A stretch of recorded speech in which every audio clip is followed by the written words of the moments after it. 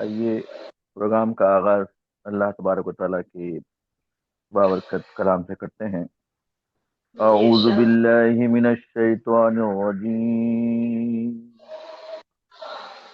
بسم اللہ الرحمن الرحیم۔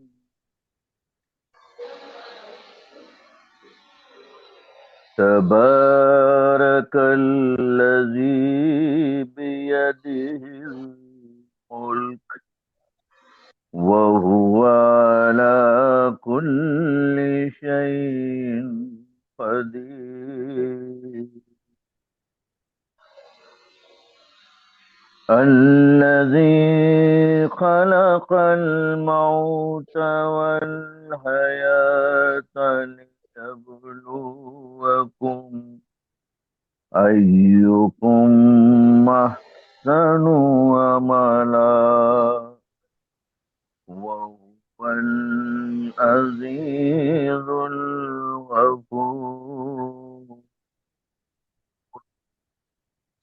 الذي خلق سبع سماوات طباقا ما ترى في خلق الرحمن من تفاوت، فارج البصر هل ترى من فطور،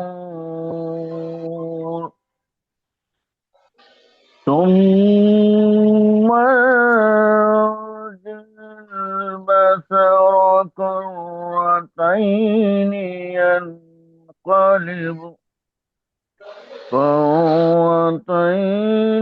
ينقلب إليك البصر خاسئا وهو حسير، صدق الله العظيم وبلغنا رسوله النبي الكريم۔ شروع اللہ کے نام سے جو بڑا مہربان نہایت رحم والا ہے۔ یہ آیات سورہ ملک کی ہیں جو تلاوت کی گئی، اس کا ترجمہ سماعت فرمائیے گا۔ بڑی برکت والا ہے وہ جس کے قبضے میں سارا ملک ہے اور وہ ہر چیز پر قادر ہے۔ وہ جس نے موت اور زندگی کو پیدا کیا تمہاری جانچ تاکہ تمہاری جانچ ہو تم میں کس کا کام زیادہ اچھا ہے، اور وہی عزت والا اور بخشش والا ہے جس نے 7 آسمان بنائے ایک کے اوپر دوسرا، تو رحمان کے بنانے میں کیا فرق دیکھتا ہے؟ تو نگاہ اٹھا کر دیکھ، تجھے کوئی رکھنا نظر آتا ہے؟ پھر دوبارہ نگاہ اٹھا، نظر تیری ناکام پلٹ آئے گی، تھکی ماندی۔ صدق اللہ مولانا العظیم وبلغنا رسولہ النبی الامین الکریم۔ ماشاء اللہ، جزاک اللہ۔ نعت سرور کونین صلی اللہ علیہ وآلہ وسلم کا نذرانہ پیش کر رہا ہوں، سماعت فرمائیے گا۔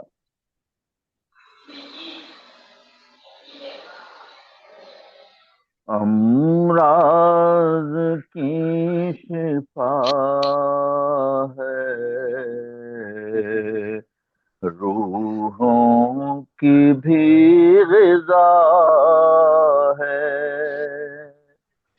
امراض کی شفا ہے، روحوں کی بھی غذا ہے، نام رسول اکرم ہر درد کی دوا ہے، نام رسول اکرم کرم ہر درد کی دوا ہے، دھرتی نہ تو فلک تھا، آدم بھی جب نہیں تھے، دھرتی نہ تو فلک تھا، آدم بھی جب نہیں تھے، نور رسول اکرم تب سے چمک رہا ہے، نور رسول اکرم تب سے چمک رہا ہے، وحدانیت خدا کی عرفان مصطفیٰ کا، وحدانیت خدا کی عرفان مصطفیٰ کا، کہتے ہیں جس کو کلمہ اس میں چھپا ہوا ہے، کہتے ہیں جس کو کلمہ اس میں چھپا ہوا ہے، سرکار دو جہاں کے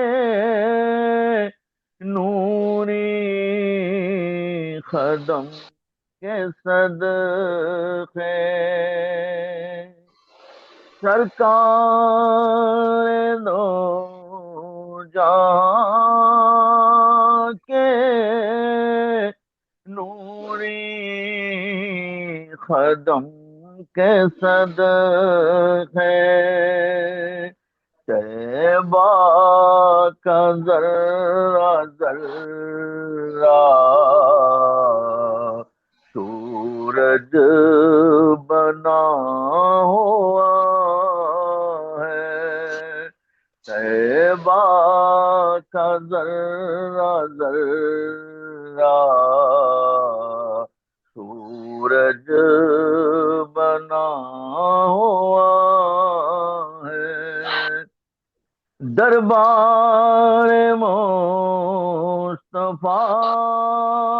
میں جنبش نہ دو زبان کو، دربار مصطفیٰ میں جنبش نہ دو زبان کو، سرکار جانتے ہیں کیا دل کا مدعا ہے، سرکار جانتے ہیں کیا دل کا مدعا ہے، اللہ میں زبان ہے، مہمان ہے شاہ بطحا،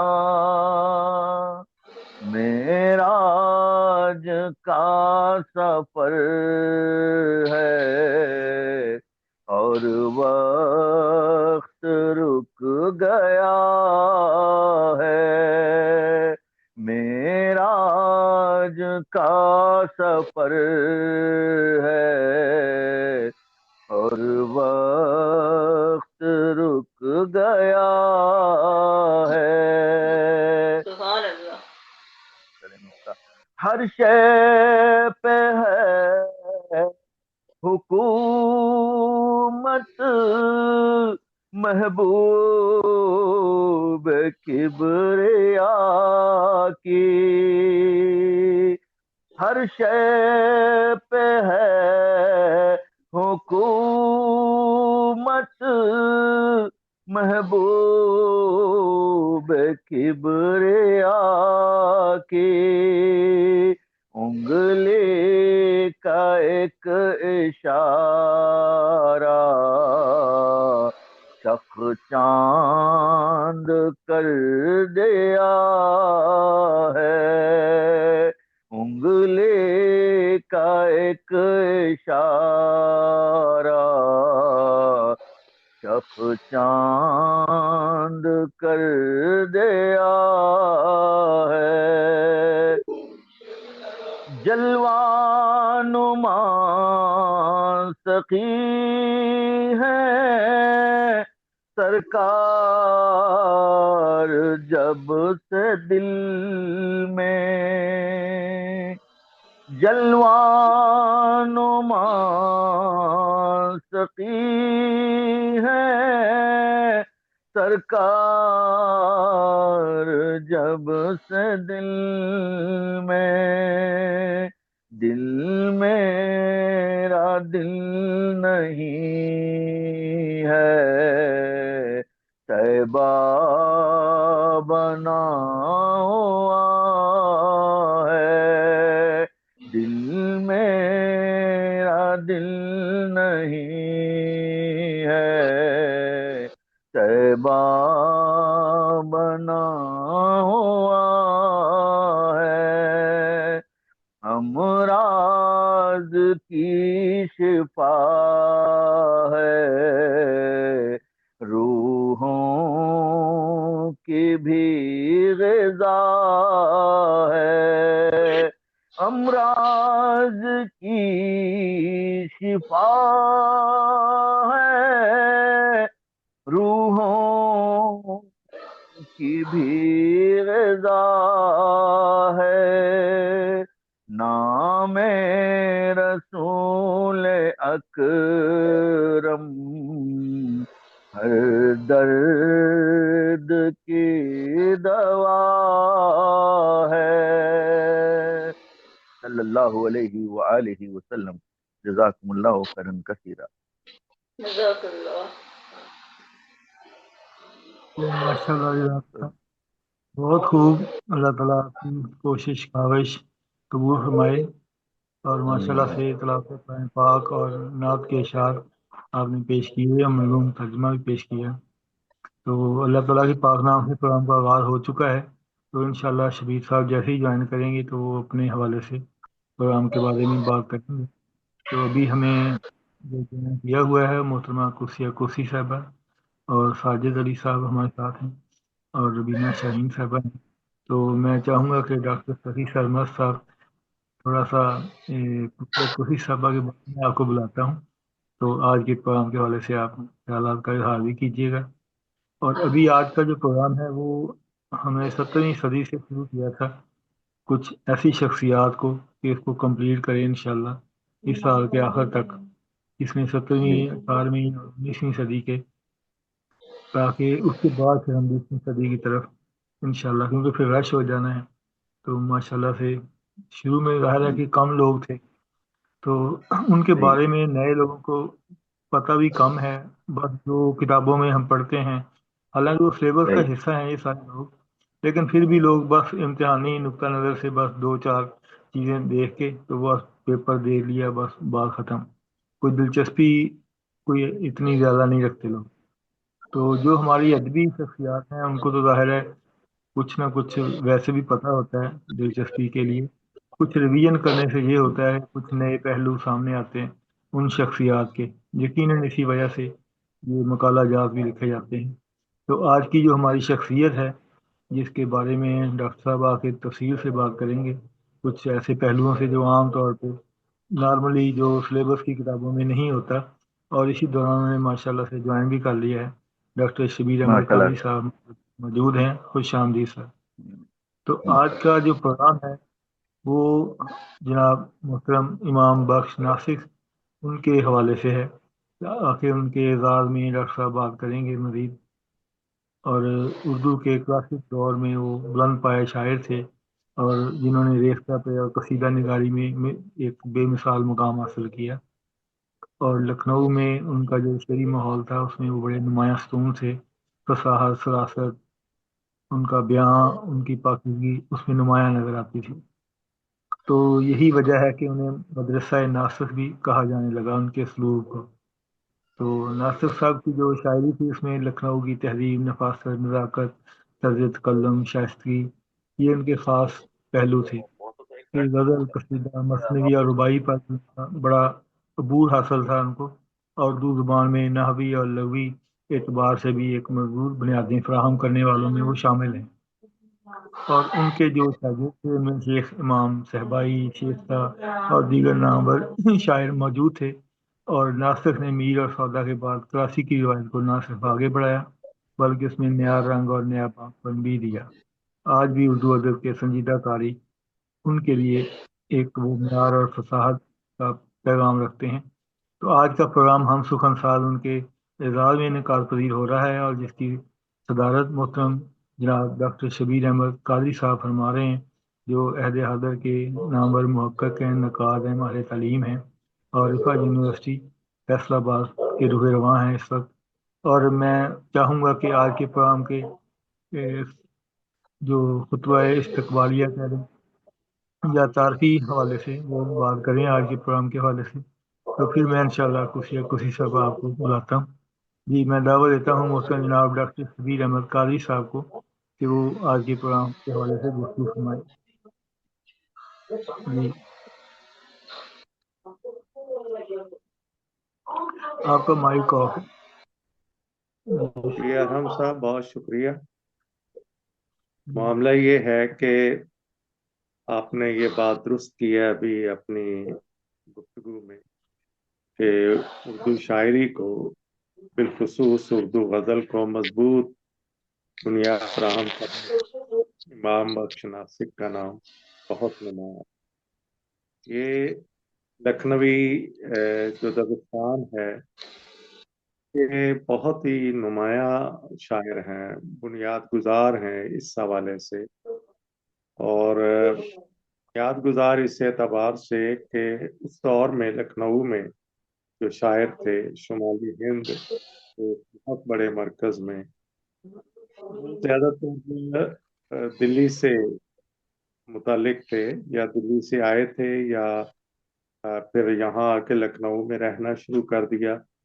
ان میں خود ان کے جو سینئر تھے جن میں میر تقی میر اور پھر مرزا محمد رفیع سودا، غلام حمدانی مصطفی، اور اس طرح یہ بڑے پائے کے شاعر تھے اس دور میں۔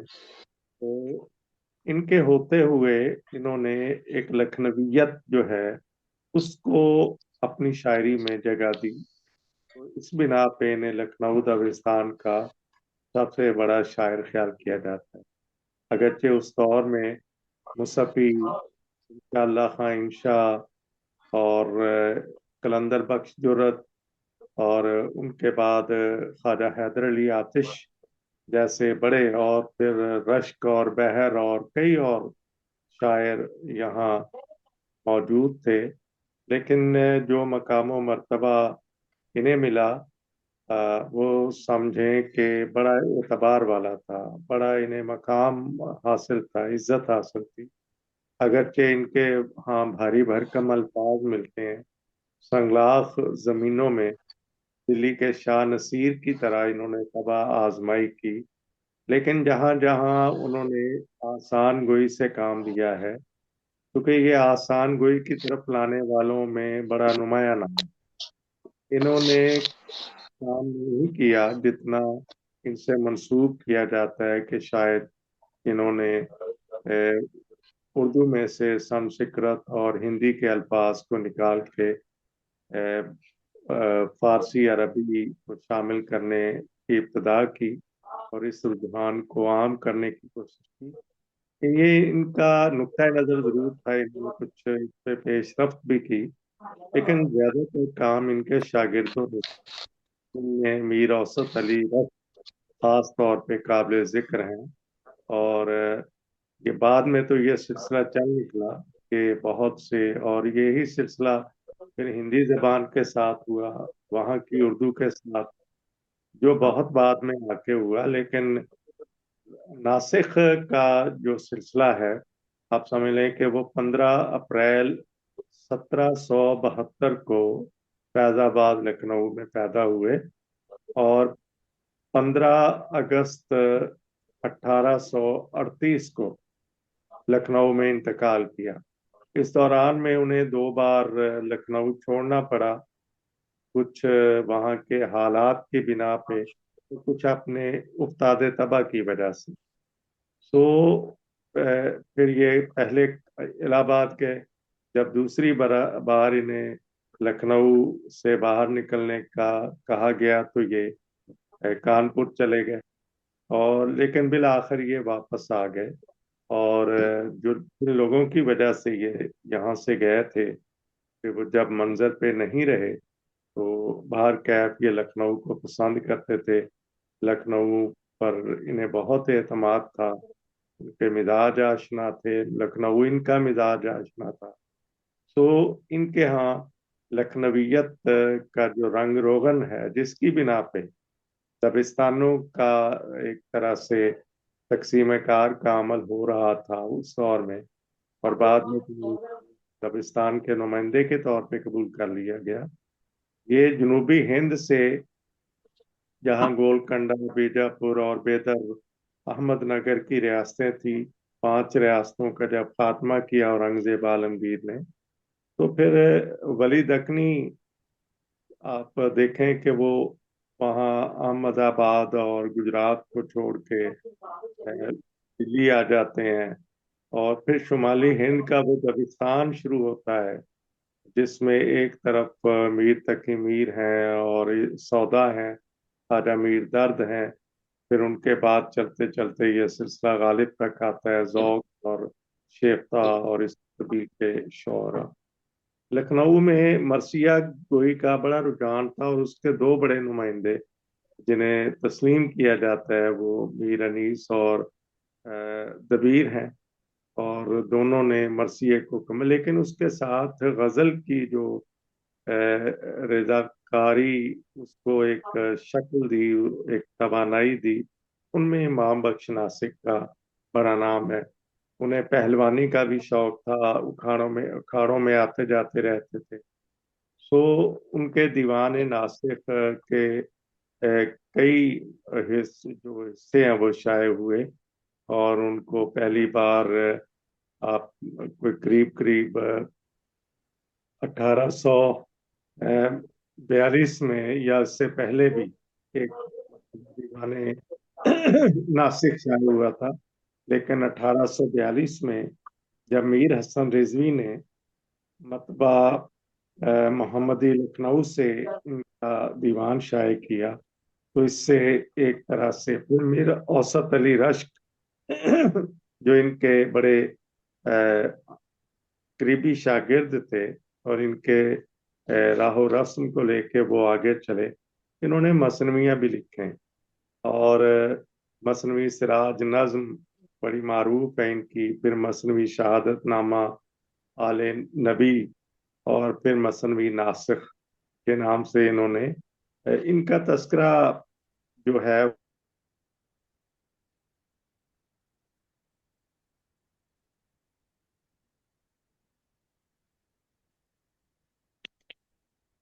पे तारीख शेर, तारीख गजल गोई, क्लासिक लिटरेचर की जो भी किताब है, नासिक के बगैर उसका तस्करा मुकम्मल नहीं। इनका जो दीवान था पहली मसनवी थी, मसनवी नासिक, उसमें 709 शेर इन्होंने, यानी इतनी वो ज्यादा रवानी के साथ शेर कहते थे। फिर ये दीवाने दोम जो इनका था, उसका नाम दफ्तर परेशान था। और तीसरा जो दीवान था, उसका नाम दफ्तर शेर इन्होंने तजवीज़ किया था। फिर रुबाइयात तारीख गोई पे एक उस्तादाना महारत इन्हें हासिल थी। मैं चंद शेर आपकी खिदमत में पेश कर रहा हूँ जिसमें आपके इनकी रंगारंगी मुलाहजा कर सकेंगे कि वो कहाँ मुश्किल पसंदी से काम लेते हैं, कहाँ बहुत ही मुलायम कर देते हैं शेर को और नर्म रवि के साथ वो गजल को आगे बढ़ाते हैं। ये दोनों रंग उनकी कुलियात में मिलते हैं। तो सरापा निगारी हो, पैकर तराशी हो और पूरे आज़ाए जिस्मानी पे मुश्तमिल कोई शेर इनके हों तो वो बहुत ही लुत्फ देते हैं जब हम उनका दीवान पढ़ते हैं या कुलियात पढ़ते हैं। कुलियात में उनके सब कुछ आ जाता है। तो ये वो अब देखें वो क्या कह रहे हैं एक शेर के बारे में। कोई मजमून होता है तबीयत में अगर पैदा, कोई मजमून होता है तबीयत में अगर पैदा, ये होती है खुशी मुझको हुआ गोया पिसर पैदा। गोया वो शेर या शेर का मजमून या ख्याल आने को वो बेटे के पैदा होने से ताबीर करते हैं। ये बिल्कुल एक जुदागाना रंग था उनका।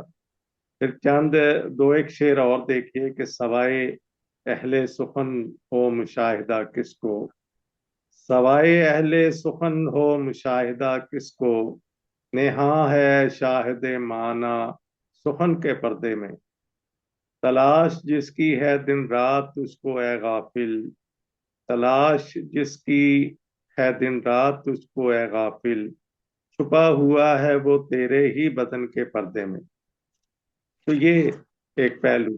फिर इनके ये शेर देखिए कि मस्त नासिक मुझे रखता है कलाम हाफिज, हाफिज शराजी के बड़े मदाह। मस्त नासिक मुझे रखता है कलाम हाफिज, मेरे सागर में बजुज बाताए शिराज नहीं। फिर ये शेर तो आपको याद है, खास तौर पे इसका मिसरा गालिब ने भी अपने शेर का हिस्सा बनाया जब वो मीर तकी मीर को खराज तहसीन पेश करते हैं। तो नासिख उन शायरों में से हैं क्योंकि उनका जमाना भी करीब करीब वही था। सो इन्हें मीर को देखने भी का भी मौका मिला, मिलने का भी मौका मिला। वो ये कहते हैं और उनकी अजमत को वो ये तस्लीम करते हैं कि शुबा नासिख नहीं कुछ मीर की उस्तादी में, शुबा नासिख नहीं कुछ मीर की उस्तादी में, आप बेबहरा है जो मोतकद मीर नहीं। ये एक रंग है कि आप बेबहरा है जो मोतकद मीर नहीं। फिर वो आगे लिखते हैं कौन सी तर्ज सुखन है जो उसे आती नहीं, अपने हवाले से एक ताली का पहलू शामिल है कि कौन सी तर्ज सुखन है जो उसे आती नहीं, क्यों ना हो शागिर्द है नासिक एक उस्ताद का। फिर वो एक और शेर में कहते हैं लिखते ही उड़ते हैं अतराफे जहां में अपने शेर, कि मेरे शेर परवाज कैसे करते हैं और घर घर और लोग मुशायरों में कैसे डिस्कस होते हैं। लिखते ही उड़ते हैं अतराफे जहां में अपने शेर, तायरे माना को कागज शाह परे परवाज है। फिर एक और शेर है कि हर बैत में एक शाहद माना की है तस्वीर, नासिख है मुरक्का नहीं दीवान हमारा। और फिर ये देखिए कि उनके यहाँ ये पहलू के बहुत ही मारूफ शेर है और लोगों को ज़बानी याद है कि तेरी सूरत से किसी की नहीं मिलती सूरत, तेरी सूरत से किसी की नहीं मिलती सूरत, हम जहां में तेरी तस्वीर लिए फिरते हैं। ये ठीक है, वाह बहुत। तेरी सूरत से किसी की नहीं मिलती सूरत, हम जहां में तेरी तस्वीर लिए फिरते हैं। फिर ये भी उस गजल के बड़े मारूफ शेर हैं। चाक करने के लिए ए नासिह, चाक करने के लिए ए नासिह, हम गिरेबान सिया करते हैं, जिंदगी जिंदा दिली का नाम है, जिंदा दिली का नाम है, मुर्दा दिल खाक जिया करते हैं, जिंदगी जिंदा दिली का नाम है, मुर्दा दिल खाक जिया करते हैं।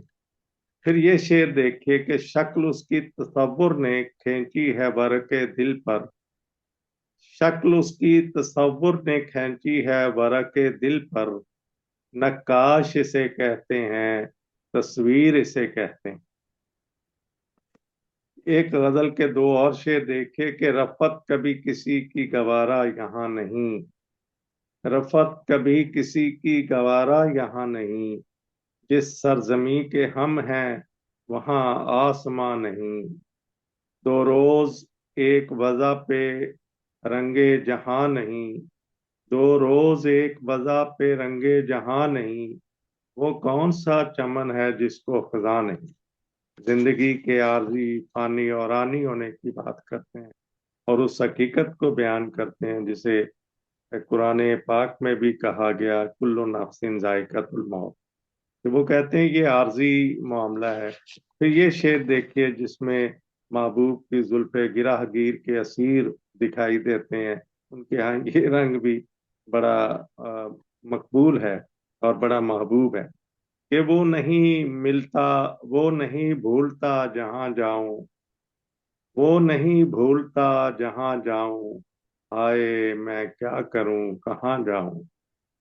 वाह। रहनुमाई करे जो आलम गैब, रहनुमाई करे जो आलम गैब, वो जहां है नेहा वहां जाऊं।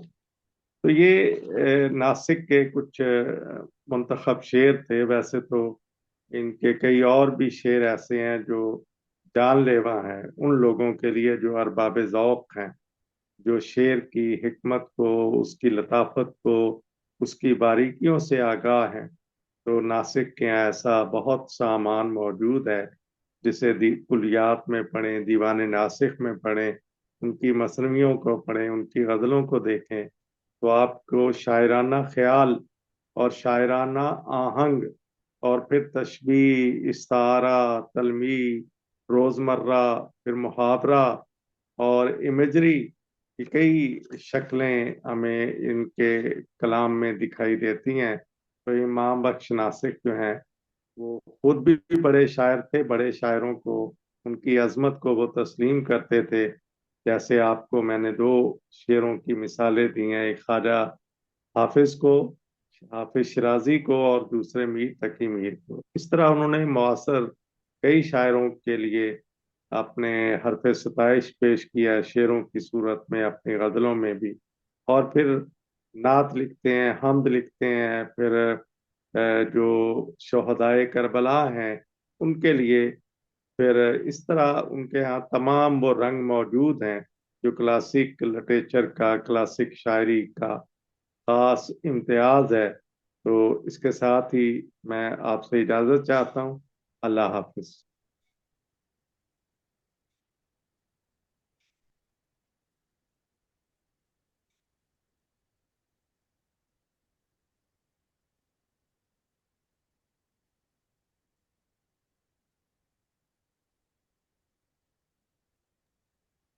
जी, और हम आगे प्रोग्राम लेके चले।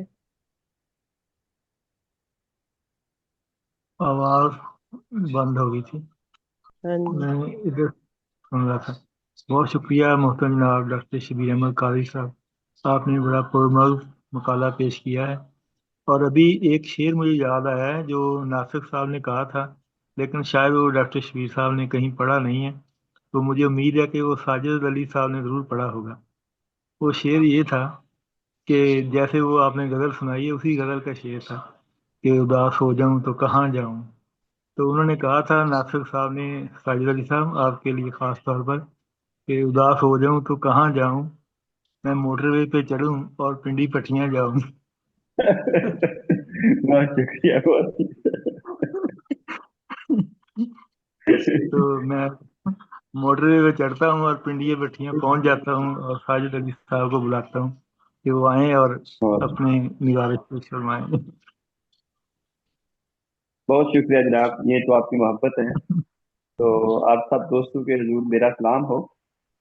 और जनाब सदर उस्ताद मोहतरम डॉक्टर शबीर अहमद कादरी साहब की इजाज़त से मैं एक जो है मकाला जो है उसका एक हिस्सा पेश कर देता हूँ। इब्तदाई हिस्सा इसका मैं जरा हज़फ कर रहा हूँ, इस तरह फिर वो तवील हो जाएगा। तो जो जी जी, बुनियादी इसका हिस्सा है ना वो मैं पेश करने जा रहा हूँ। ठीक ये है। रफीक संदेलवी साहब की एक नज्म है, तेरी देवमाला में। تو یہ غار میں بیٹھا شخص ان کی کتاب ہے نظموں کی، اس سے میں نے لی ہے. تو اس کا عنوان ہے رفیق سندھیلوی کی نظم تیری جو مالا میں انسان اور اساطیر کا رشتہ. تیری جو مالا میں رفیق سندھیلوی کی اہم اساطیری نظم ہے. اس نظم کی معنوی لحاظ سے ان گنت پرتیں ہیں، ہر پرت میں کئی تلسماتی جہان آباد ہیں جنہیں دریافت کرنا اور منظر عام پر لانا حق کا سر کرنے کے مماثل ہیں. مذکورہ نظم مافوق فطرت ماحول کی حامل ہونے کے باوجود غیر فطری معلوم نہیں ہوتی، کیونکہ شاعر نے داستانوی اسلوب اپنایا ہے اور اس کے تمام لوازمات کو ملحوظ خاطر رکھا ہے. لہذا کریں میں تیری دیو مالا میں تیری اساطیر میں سوئیوں میں پروئے ہوئے روئی کے ایک پتلے کے مانند اندھے کنویں میں لٹکتا رہا. نور و ظلمت کے معلول و علت کے پھیلے ہوئے سلسلوں میں تیرے جاسکو میں جہاں میرے بکھرے ہوئے تن کے سائر کو ترتیب، آنکھوں کے کاسے کو بینائی، سینے کے نمدار پتھر کو کائی ملی، ایک چٹکی سی دانائی ملی. بخشا میں جنموں کی ایک کتھا میں ابد تک کی لمبی جدائی ملی. اس سکوت و صدا کی گرہ سے مجھے کب رہائی ملی. رات دن کھلا ایک کاف سے سر پھٹکتا رہا میں تیری دیومالا میں تیری اساطیر میں بے خور و خواب بے تاب اڑتی ہوئی گرد میں گم پروں والے گھوڑے پر تیگے تلسمی لیے ایک پری کے تعاقب میں امرت کی ایک بوند کی جستجو میں بھٹکتا رہا. یہ نظم رفیق سندھیلوی کے فنی کمالات کی مظہر ہے. اس میں انہوں نے ہندی دیومالا، بدھ مت کی کہانیوں، جادو اور مشرقی داستانوں کی علامتوں کو بڑی خوبی سے برتا ہے. فن کو موضوع پر ترجیح دی ہے اور موضوع کو علامتوں کے پردے میں ایسے سمویا کہ بدن میں روح اور روح میں بدن یکجا نظر آتے ہیں. نظم کا مرکزہ پیش در پیش ہے جو وسیع مطالعے اور گہری بصیرت کا متقاضی ہے. نظم کے مرکزے میں ایک نہایت بنیادی پہلو یہ بھی پوشیدہ ہے کہ ان تمام اساطیری حوالوں کے پس منظر میں ایک واحد متکلم مسلسل بول رہا ہے. ایسا متکلم جو اپنی شخصیت حیثیت میں نہیں، تاریخ انسانی کے اجتماعی علمیے کا نمائندہ بن کر ابھرتا ہے. نظم کا بیانیہ تاریخی جبر کا تسلسل ہے جو محرومیت، عدم تحفظ، وجودیت، خوف، دہشت، تنہائی، نارسائیت، تحلیلیت اور بے سمتی جیسے موضوعات کو اپنے متن میں سمیٹے ہوئے ہے. یہ واحد متکلم انہی موضوعات کی آگ میں جلتا ہوا ایک ایسا کردار بنتا ہے جو ہر عہد میں نئے روپ اختیار کرتا ہے، لیکن کسی بھی عہد میں اپنی اصل پہچان حاصل نہیں کر پاتا، اور یہی اس کا بنیادی نظریہ بن جاتا ہے. مذکورہ نظم کے موضوع کی گہرائی اس کی گہرائی میں اترے بغیر ممکن نہیں ہے، کیونکہ شاعر نے اس علامتی نظام کی زیریں سطحوں میں پنہا کر دیا ہے. نظم معنوں کا گہرا کنواں ہے. دوران قدرت اگر قاری اس میں زینہ بازینہ اترنے میں کامیاب ہو جائے تو اس خزانے تک پہنچ سکتا ہے جس پر علامتوں کا ناز کنڈلی مارے پھن پھیلائے بیٹھا ہے. اس بات میں کوئی کلام نہیں کہ رفیق سندھیلوی کی متذکرہ نظم علامتوں کا ادق اور پیچیدہ نظام رکھتی ہے، لیکن نظم کی معنوی گرہ انہی کی وساطت سے کھولی جا سکتی ہے.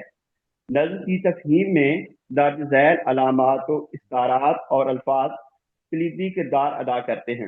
دیو مالا، اساطیر، سوئیاں، روئی کا پتلا، اندھا کنواں، نور و ظلمت، معلول و علت، جاتک، تن کے سائے، بینائی، کائی، بخشا، جنموں کی کتھا، ابد، جدائی، سکوت و صدا، کھلا ایقاف، بے خور و خواب، اڑتی ہوئی گرد میں گم، پروں والا گھوڑا، تیغ تلسمی، پری اور امرت. دیو مالا اور اساطیر کو ہم معنی خیال کیا جاتا ہے، لیکن ان کے مفاہیم اور مترادفات میں ایک باریک سا فرق ہے جسے نظم کی قرت کے دوران میں ملحوظ خاطر رکھنا انتہائی ضروری ہے. دیو مالا کا تعلق سنسکرت سے ہے. یہ دیو اور مالا کا مرکب ہے. دیو کے معنی مقدس، دیوتا، برہمنوں کا لقب اور قابل پرستش کے ہیں. مالا کے معنی ہار اور ہندوؤں کی تسبیح کے ہیں. معنوی لحاظ سے دیکھا جائے تو دیو مالا مقدس ہستی کا ہار یا تسبیح، ہار، حصار اور قید و بند کی غمازی کرتا ہے. اصطلاح میں دیو مالا مقدس، عظیم اور روحانی ہستیوں کے افسانوی قصوں کو کہتے ہیں. اساطیر عربی زبان کے لفظ اسطورہ کی جمع ہے. اس کے معنی قصے، کہانیاں، کہاوتیں وغیرہ کے ہیں. اردو لغت میں اساطیر کے معنی کتابیں، لکھائیاں، تحریریں، مواد، بالعموم قدیمی کہانیاں لیے گئے ہیں. کلام الہی کی 9 صورتوں میں اساطیر الاولین کی اصطلاح ملتی ہے. علماء اکرام نے اس کا ترجمہ پہلے لوگوں یا اقوام کے قصے اور کہانیاں کیا ہے. اس سے یہ بات واضح ہو جاتی ہے کہ اساطیر کے مسلم معنی افسانہ، کہانی یا قصہ کے ہیں. لفظ اساطیر بذات خود مذہبی کہانیوں یا رسومات کے معنی نہیں دیتا. اس کے معنی صرف کہانی یا قصہ کے ہیں. یہ کہانی کسی عظیم ہستی کی بھی ہو سکتی ہے اور عام انسانوں کی بھی. اساطیر کے جو معنی اردو لغت میں بیان ہوئے ہیں توجہ طلب ہیں. انسانی تقدیر بھی ایک کتاب یا کہانی ہے. مذکورہ نظم میں رفیق سندھلوی نے اساطیر کو کتاب تقدیر یا داستان کے طور پر اور دیو مالا کو عظیم قوت کے حصار کے طور پر برتا ہے. اثریت کے اعتبار سے دیکھا جائے تو دیو مالا طاقتور طبقے کی عکاس ہے اور اساطیر وہ منشور ہے جس کے ذریعے کمزور طبقے کا استحصال کیا جاتا ہے. یہی وہ مقام ہے جہاں واحد متکلم اپنی ذات کو دیو مالا کے حصار اور اساطیر کی جبریت کے بیچ پھنسا ہوا محسوس کرتا ہے. گویا وہ اپنے وجود کو دو طاقتور بیانیوں کے درمیان ایک معلق تقدیر کی طرح دیکھتا ہے. نظم کی درج ذیل سطریں عصری انسان کے مسائل پر دال ہیں. سوئیوں میں پروئے ہوئے روئی کے ایک پتلے کی مانند اندھے کنویں میں لٹکتا رہا. سوئیوں میں پرویا ہوا روئی کا پتلا سحر بالمثل کی علامت ہے. سحر کے اس قانون کے مطابق مثل سے مثل پیدا ہوتا ہے، یا یوں کہہ لیں کہ نتائج اسباب کے تابع ہوتے ہیں. سحر کے مذکورہ قانون کی اساس تلازمہ خیال پر قائم ہوتی ہے. پہلے ذہن میں کسی کو نقصان پہنچانے کا تصور کیا جاتا ہے، پھر اس پر یقین واثق کیا جاتا ہے کہ ایسا لازمی ہو کر رہے گا. جیمز جارج لکھتے ہیں کہ مثل سے مثل پیدا ہونے والے اصول کے باوجود جادو کا جو طریقہ متعدد ادوار اور اقوام میں سب سے زیادہ آزمایا گیا ہے وہ یہ ہے کہ کسی دشمن کو ضرر پہنچانے یا تباہ کرنے کے لیے اس کی شبیہ کو ضرر پہنچایا یا تباہ کیا جاتا ہے. اس عمل کی بنا پر یہ عقیدہ ہے کہ شبیہ کو جو تکلیف پہنچتی ہے وہی اس شخص کو بھی پہنچتی ہے، اور یہ کہ شبیہ برباد کر دی جائے تو موخر الذکر کی موت لازمی ہے. اس پوری توضیح کے پس منظر میں متکلم کا قضیہ اور نمایاں ہو جاتا ہے. وہ اپنے آپ کو ایک ایسی علامتی روئی کے پتلے کے طور پر دیکھتا ہے جس پر تاریخ، طاقت اور جبر کی سوئیاں پیوست کر دی گئی ہیں. گویا اس کی تکلیف اس کے وجود کے بے سمتی اور اس کی شناخت کا ٹوٹ جانا محض علامتی نہیں بلکہ ایک زندہ تجربہ ہے جو اسے نظم میں ایک بے بس لیکن بیدار اور باشعور کردار بناتا ہے، جس کے لیے معنی کی تلاش مقدم بن جاتی ہے. 21ویں صدی برق رفتاری اور ٹیکنالوجی کی صدی ہے. اس صدی میں ہونے والے نئے واقعات اور جنگ و جدل نے انسان کو مبہوت کر دیا ہے. روحانیت کی جگہ مادیت نے لے لی ہے، جس سے انسان طرح طرح کے مسائل میں گر کر رہ گیا ہے. استعماری قوتوں نے کمزور قوموں کا جینا دوبھر کر دیا ہے. استعمار نے معاشی استحصال نہیں کیا بلکہ تہذیبی، ثقافتی، اخلاقی، شعوری اور اقداری کیا ہے. فرد سے اس کی پہچان اور اصل چھین لینے کے ساتھ ساتھ بصیرت سے بھی محروم کر دیا گیا ہے. अंधे कुएं में लटकता रहा, इसी बात की तरफ इशारा कर रहा है। रफीक संदेलवी का कमाल ये है कि उन्होंने फर्द पर होने वाले जबर को किसी मखसूस अहद तक महदूद नहीं किया, बल्कि इसे तारीखी तसलसल में दिखाया है। नूर जुल्मत और मालूर इल्लत के सिलसिले सदियों पर मुहित हैं। इन सिलसिलों में इंसान परछाइयों की सूरत में बिखरा पड़ा है। वक्त के बदलते तकाजों ने हर बार इसे नई पहचान दी है। इस्तेमार की इब्तदा से ये कोशिश रही है कि कमजोर कौमें वही सोचें जो इस्तेमार चाहता है। इसका इजहार नज़्म में बड़े सलीके से किया गया है। रफीक संदेलवी ने मौजू की मुनासबत से अलामात का इंतखाब किया है। तारीखी जब्र को बयान करने के लिए महात्मा गौतम बुद्ध की जातक कहानियों का सहारा लिया है। काफ जो मूरत का बना हुआ अफसानवी पहाड़ है, जिसके बारे में ये ख्याल किया जाता है कि पूरी दुनिया के गिरदा गिर्द है। कोई पहाड़ ऐसा नहीं जिसका सिलसिला काफ से ना मिलता हो। इस पहाड़ का जिक्र दास्तानों में कसरत से मिलता है। बताया जाता है कि आब हयात का चश्मा भी इसी पहाड़ में है। ज़ेरे मुताला नज़्म में कुल्ला एक काफ एक ऐसी रुकावट या हद के तौर पर इस्तेमाल हुआ है जो इंसान को उसकी असल से जुदा करती है। गोहरे मकसूद का हसूल इसे सर किए बगैर मुमकिन नहीं है। बेखौरो ख्वाब की तरकीब फर्द की बातनी वारदात और बेचैनी को जाहिर करती है। उड़ती हुई गर्द में गुम से फर्द का ज़हनी इंतशार अयां होता है। परों वाला घोड़ा तखय्युल की तजसीमी सूरत भी हो सकता है और असरी टेक्नोलॉजी और मशीनरी वगैरह भी। तेगे तिलस्मी अफसानवी तलवार है जो दास्तान के हीरो के पास होती है, जिसकी मदद से वो काफ पर काबिज दियो का सर कलम करके परी को आजाद कराता है। लेकिन असरी तनाजुर में इससे मुराद टेक्नोलॉजी के करिश्मात लिए जा सकते हैं। परी हुस्न की तजसीम है। वाज़ेह है कि मुख्तलिफ मुआशरों में हुस्न के मेयारात मुख्तलिफ होते हैं। उसकी बुनियादी वजह यह है कि हर कौम और मुआशरे की तहजीब और सकाफत अलग अलग होती है। हुस्न के मेयारात का इन्हिसार कल्चर, तहजीब और सकाफत पर होता है। सकाफत तो तहजीब के सोते रूहानियत से फूटते हैं। यूं परी तहजीब और सकाफत, हुस्न और रूहानियत के इजहार का मदर बन जाती है।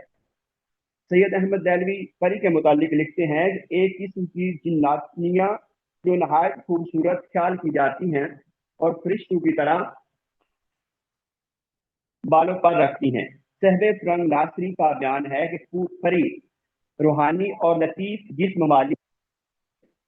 इस तहरीफ की रोशनी में वाहिद मुतकल्लिम का मसला वाज़ेह होता है। परी उसके लिए कोई खाती अफसानवी मखलूक नहीं, बल्कि उसकी अपनी रूहानी लताफत, अपनी तहजीबी खूबसूरती, अपनी शनाख्त का वो लतीफ जोर है जो उसके हाथों से निकलता रहा और जिसके ताक़ुब में वो पूरी नज़्म में सरगर्दा दिखाई देता है। नज़्म के असातीरी पस मंजर और वाहिद मुतकल्लिम की दाखिली कशमकश के इम्तिजाज से एक बयानिया वजूद में आता है जो ना महज दास्तानवी है, ना महज अलामती और ना ही सिर्फ वजूदी है, बल्कि ये तीनों जिहतों का ऐसा अमेज़ा है जो जदीद इंसान के शौरी लाशौरी तजर्बे का मुकम्मल नुमाइंदा बन जाता है।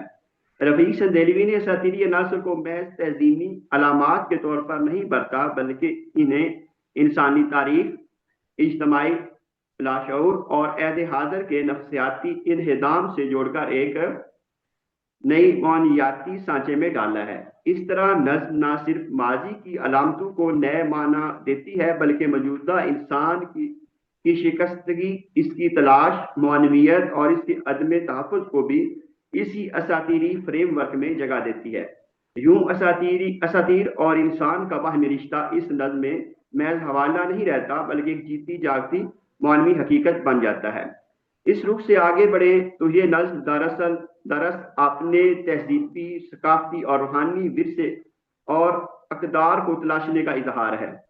अमृत के माना आब हयात, आब बका, तरियाक, मुकाबले जहर, शहद, निहायत मीठा पानी, शरबत, राजा लोगों के पीने का पानी वगैरह हैं। अमृत की एक बूंद की जुस्तजू अपनी ज़ात और वजूद की बका की सही है, یہاں واحد متکلم کی داخلی پیاس پوری طرح ابھر کر سامنے آتی ہے، وہ صرف داستانوی معنوں میں امرت نہیں تلاش کر رہا، بلکہ اپنی مسخ شدہ تاریخ اور منتشر وجود میں وہ ایک ایسی بوند چاہتا ہے جو اسے شناخت، بقا اور معنویت لٹا سکے۔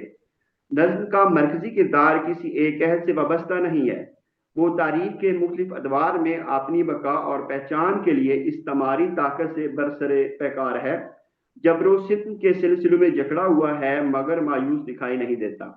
رفیق سندھیلوی نے اس کردار کے ذریعے فرد کے عصری مسائل کو بڑی کامیابی سے دکھایا ہے۔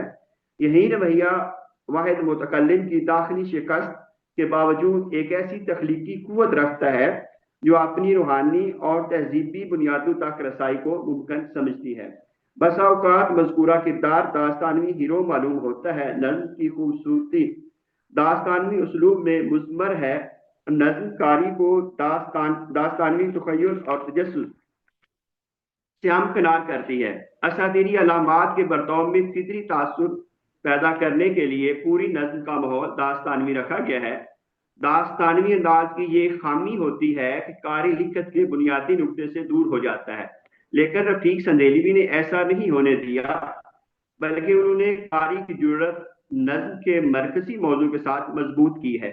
علاوہ ازیں ضدین کے استعمال نے نظم کی بنت کو چار چاند لگا دیے ہیں۔ نظم کی سب سے عام خوبی یہ ہے کہ موضوع کو متعین نہیں کرتی بلکہ قاری پر چھوڑتی ہے وہ اس کی حیث سے کیا دریافت کرتا ہے۔ بڑی تخلیقی یہ پہچان ہوتی ہے کہ وہ ہمہ وقت متنوع موضوعات کی حامل ہوتی ہے۔ راکم السطور نے نظم کی جتنی بار کی رد کی، ہر بار ایک نیا موضوع منکشف ہوا ہے۔ اسے رفیق سندھیلوی کی ایک بڑی کامیابی قرار دیا جا سکتا ہے۔ بہت شکریہ جی، السلام علیکم۔ ماشاء اللہ، جزاک اللہ بہت خوب، حاجد علی صاحب کے کیا بات۔ طرف سے پر تبصرہ فرمائیں گے ڈاکٹر شفیق قاضی صاحب۔ جی جی جی محترم، بہت عمدہ مفصل تجزیاتی مطالعہ ہے ایک نظم کا۔ رفیق سندھیلوی ہمارے تازہ فکر اور ندرت خیز شاعروں میں سے ہیں، اور ابھی ماہنامہ چہارسو راولپنڈی کا ایک رفیق سندھیلوی نمبر یا اسے گوشہ قرار دے لیں کہ بڑا مفصل مطالعہ ان کا اس رسالے میں کیا گیا ہے، اور وہ مجھے پڑھنے کا موقع ملا ہے۔ رفیق سندھیلوی سے میرے تعلقات بہت دیرینہ ہیں، بڑے مہربان ہیں، نیازمند، اکثر مکالمہ ہوتا رہتا ہے۔ تو وہ غزل کے بھی شاعر ہیں، ابتداءً ہر شاعر کی طرح انہوں نے بھی غزلیں لکھی، لیکن اب ان کی جو وجہ شناخت ہے وہ نظم ہے، اور نظم میں وہ توانائی، وہ فکر، وہ لب و لہجہ جو آج کی نظم کو ایک خاص سطح پہ لا کے یہ گویا حوالہ بنتا ہے کہ نظم اس طرح لکھی جاتی ہے۔ رفیق سندھیلوی صاحب ان شاعروں میں سے، ان نظم نگاروں میں سے ہیں جنہوں نے نظم کو اعتبار بخشا ہے۔ اردو نظم کے جدید تر تقاضے جو ہیں، آپ سمجھ لیں کہ اس وقت جیسے اردو افسانے کے حوالے سے راولپنڈی اسکول آف تھاٹ کا ایک سلسلہ جاری رہا، جس میں احمد داؤد، رشید امجد، منشا یاد، ڈاکٹر مرزا حامد بیگ اور کئی اور شاعر بھی، افسانہ نگار بھی اس میں شامل رہے۔ لیکن اس کے ساتھ اگر آج کے دور میں بات کی جائے تو آج راولپنڈی کا اسکول آف تھاٹ اور جو ہے وہ نظم سے جڑا ہوا ہے۔ اس میں ارشد معراج اور رفیق سندھیلوی، اولی محمد فرشی، خود حمید شاہد اور کئی اور نام جو میں شاید نہ لے پاؤں کیونکہ ذہن میں نہیں اس وقت آ رہے، ورنہ وہ سب نام اس قابل ہیں جو چونکا دینے والے ہیں ان کے اپنے کلام کی وجہ سے اور اپنی خاص طور پہ نظموں کے اعتبار سے۔ تو ساجد علی امیر کی جو ازا گوئی،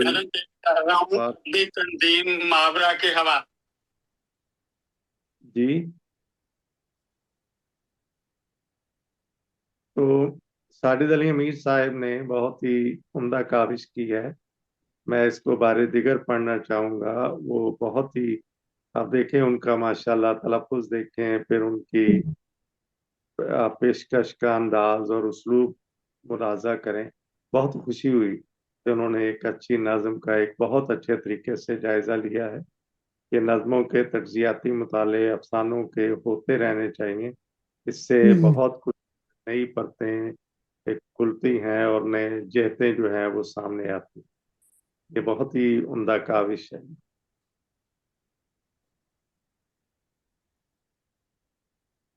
जी बहुत शुक्रिया डॉक्टर साहब। और अभी हमें ज्वाइन किया मोहतरमा सईदा मुनव्वर जहां साहबा ने। हाँ, और लेकिन खुश आमदीद। खुश आमदीद। मैंने बहुत शुक्रिया, लेकिन मेरे ना कुछ नसर मैं लिखती नहीं, मैं ना लिखी हूँ कुछ ना, अगर कोई चलो हाँ आपसे अभी गुफ्तगू करते हैं। पहले मैं हाँ आपकी जो क्या मैं मेरे लफ्ज़ में नहीं आ रहा। तो मोहतरमा रबीना शाहीन साहब आप अपना निगारिश पेश कीजिए, तो फिर हम जी गुफ्तगू करते हैं।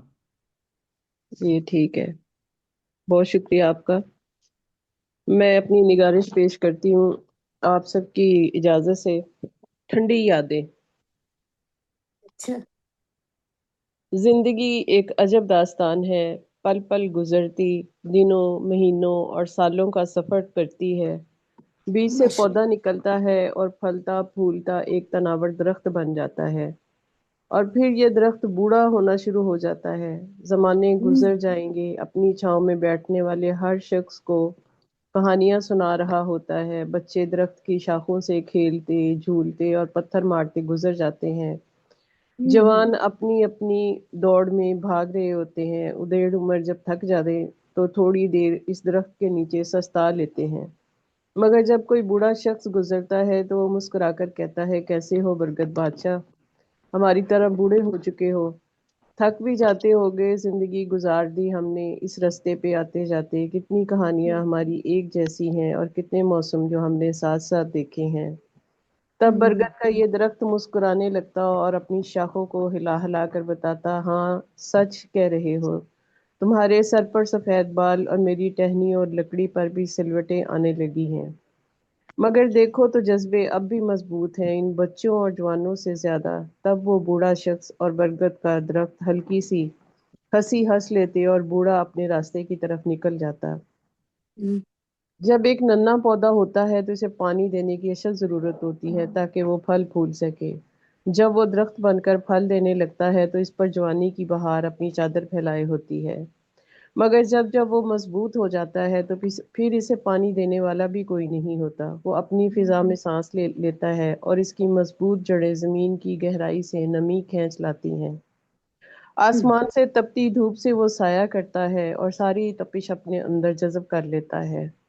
तेज हवाएं चलें तो वो अ, अपने दोनों बाजू फैलाए आंधियों का मुकाबला करता है, मगर अपनी शाखों के बाजू फैलाए आंधियों का मुकाबला करता है।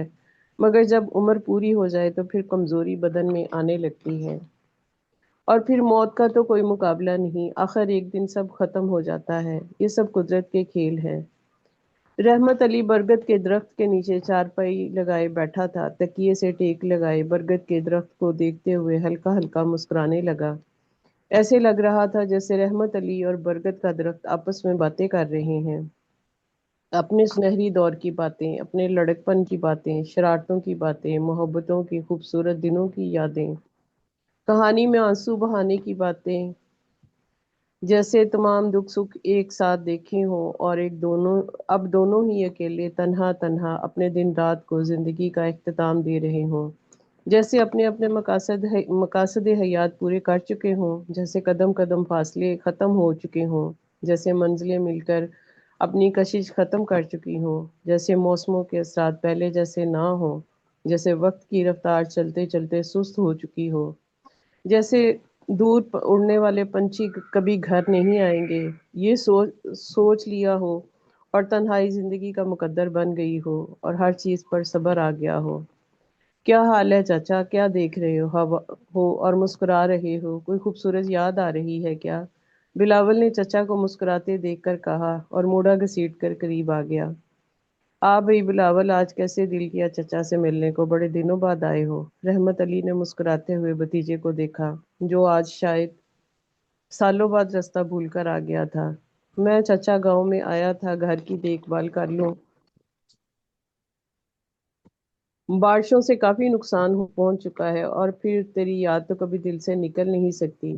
ملنے چلا آیا کہ چچا شہر جا کے گاؤں آنے کا ٹائم ہی نہیں ملتا، روزگار میں ہی بندہ خرچ ہو جاتا ہے۔ بڑی یاد آتی تھی تمہاری، اس لیے چلا آیا۔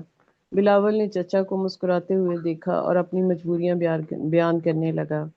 چلو اچھی بات ہے، جیتے جی تیرا منہ دیکھ لیا، دل خوش ہو گیا، کیا پتا کب دنیا سے رخصت ہو جائیں۔ اور سنا، نیاز علی، کرامت علی، بابا دینا کیسے ہیں؟ ان کے بچے، ان کے سلسلے سب ٹھیک چل رہے ہیں؟ رحمت علی نے جانے کتنے سالوں پرانے رشتوں کو پوچھ ڈالا جو کبھی زندگی کے خوبصورت حصے تھے۔ او ہو چچا، وہ تو کب کے اس دنیا سے رخصت ہو چکے ہیں، اب تو ان کے بچوں کے بچے بھی جانے کہاں کہاں زندگی گزار رہے ہوں گے۔ ہمیں تو اپنے ہی جمیلوں سے فرصت نہیں، کس کس کی خبر لیں گے؟ بلاول نے چچا کو بتایا کہ زمانہ بہت بیت چکا ہے اور چچا ابھی بھی انہی رشتوں کے حصار میں قید ہے۔ کیسے ہو بلاول بھائی؟ گھر بار سب ٹھیک ہے؟ بچے سب ٹھیک ہیں؟ زینب جو کہ برآمدے میں پڑی فریج سے کچھ نکالنے آئی تھی مسکرا کر پوچھنے لگی۔ ہاں بھابی ٹھیک ہوں، آج چچا کی یاد آئی تو ملنے چلا آیا، بلاول نے جواب دیا۔ دیکھو نا بلاول بھائی، فریج سے کچھ لینے آئی تھی مگر ابا کی باتیں سن کر سب بھول گئی، اپنی یادداشت کتنی تھوڑی ہے، اور ابا جی سالوں پرانے رشتوں کو ابھی تک یاد رکھے ہوئے ہیں۔ زینب نے مسکراتے ہوئے طنزیہ لہجے میں رحمت علی کو جو کہ اس کا سسر لگتا تھا دیکھتے ہوئے کہا۔ ہاں زینب بھابی ٹھیک کہہ رہی ہو، زندگی بھی ایک فریج کی طرح ہے، ٹھنڈی یادوں کو اپنے اندر سمیٹے ہوئے، موسموں کی تلخیاں، محبتوں کی گرمیاں، گزرتے لمحوں کی داستانیں، تمام رستے طے کرتی بے مقصد جب زندگی کی فریج میں بند ہوں تو ایسے وقت میں ہی یاد آتی ہے جب انسان کی قوت ختم ہو جائے، بھاگنے کی جلدی نہ ہو، دن رات خاموش ہوں تو یادوں کی بارات زندگی میں ہلچل مچا دیتی ہے۔ بالکل اسی طرح جس طرح آج کی مصروف زندگی میں ایک فریج سے چیزیں رکھتی اور نکالتی ہیں، یادیں بھی ٹھنڈی فریج میں ٹھنڈی یادوں کی طرح ہو جاتی ہیں، اور چچا بھی اپنی یادوں کو ہی یاد کر رہے ہیں۔ یہ سن کر زینب خاموش ہو گئی، ایسے لگ رہا تھا جیسے برگد کے نیچے چارپائی پر وہ خود بیٹھی ہو اور زندگی کی فریج سے ٹھنڈی یادیں نکالنے لگی اور کچھ بھول گئی ہو۔ سچ زندگی اتنی ہی تیز رفتاری سے گزر جاتی ہے اور انسان کی یادیں اور جذبے فریج میں محفوظ ہو جاتے ہیں، پھر بھولی بسری یادیں فریج سے نکالنے اور انہیں یاد کرنے کا بہت ٹائم مل جاتا ہے۔ ٹھیک کہتے ہو بلاول بھائی، شاید ابھی جوانی کی مصروفیت میں ہمارے پاس کسی کے لیے بھی ٹائم نہیں، بڑھاپے میں یہی ٹھنڈی یادیں ہمارے دل کو سکون بخشتی ہیں۔ بابا رحمت نے ایک سکون امیز مسکراہٹ سے بلاول کو دیکھا اور برگد کے درخت کو جیسے ایک دوسرے سے کہہ رہے ہوں، ٹھنڈی یادیں اور محبت کے لمحے آج بھی ہمارے ساتھی ہیں۔ بہت شکریہ۔ بابا کیا عمدہ، بہترین۔ بہت شکریہ۔ بہت شکریہ محترمہ ربینہ شاہین صاحبہ۔ ابھی ہمیں جان کیا ڈاکٹر نگر خورشید صاحبہ نے، خوش آمدید۔ اور میں چاہوں گا کہ ربینہ شاہین کی نگارش پر تبصرہ فرمائیں گے ڈاکٹر شبیر احمد قاری صاحب۔ یہ محترم ٹھنڈی یادیں، معلوم نہیں اس تناظر میں نہ دلاویز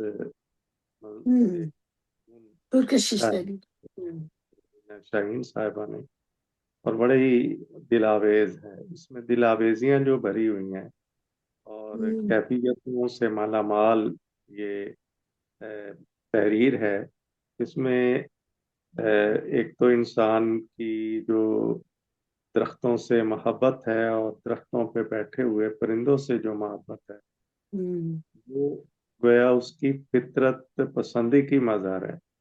یہ ہم سب لوگ، ہمیں یہ گل و گلزار بہت اچھے لگتے ہیں، باغ و بہار، وہ ہر طرف ہم چاہتے ہیں کہ یہ سبزہ، یہ ہریالی، یہ شادابی ہماری آنکھوں کو تراوت بخشتی رہیں، बड़े अनमोल खजाने हैं, और कुदरत ने जा बजा इन्हें हमारे लिए खुदरौ पौधों की सूरत में भी पैदा किया है, और इंसानों के लगाए हुए बीज जो है वो भी दरख्त बनते हैं। तो दोनों सूरतें हैं। तो इससे ये मतलब है, और कुरान पाक में भी दीगर कुतब में भी दरख्तों की एक जो अहमियत है उसे बयान किया गया है। तो जी जी दरख्तों का और इंसान का बड़ा कदीमी रिश्ता है, बहुत पुराना रिश्ता है। दरख्त की छांव, दरख्त बहुत कुछ हमें देता है। जैसे हम दरख्त की हरियाली को देखते हैं कि हमारी आंखों को वो सुकून देती है, और तरावत जो है उसका हमें एहसास होता है। और फिर इससे जो इंसान इसकी छांव जो है वो मानता है, और फिर उसकी छांव में बैठ के दोस्तों के साथ गपशप करता है। लेकिन जो जो दरख्त बड़े होते हैं, बूढ़े होते हैं, जैसे मोहतरमा ने अपनी तहरीर में भी बयान किया कि एक बीज है, फिर वो दरख्त बनता है, फिर उस पे वो एक बुढ़ापा जो है, जो मारूफ मानों में है, वो तारी होता है। तो इंसान भी वक्त के साथ साथ ज़ईफुल उम्र होता चला जाता है। तो हम दरख्तों से, और ये फितरत हमारे लिए मुसख्खर की गई है, हम इससे फायदा उठाते हैं, और उसकी छाँव से, उसकी लकड़ी से, उसके पत्तों से, और उस पे बैठने वाले परिंदों से वो माहौल जो है वो बड़ा खुशगवार हो जाता है। फिर वो जब उसका दोस्त उसे मिलने आता है तो रहमत अली पुराने दोस्तों को याद करना शुरू कर देता है, किस साल में है ये पुराने वतन। तो वो बताया ये जाता है कि वो अब यहाँ मौजूद नहीं है।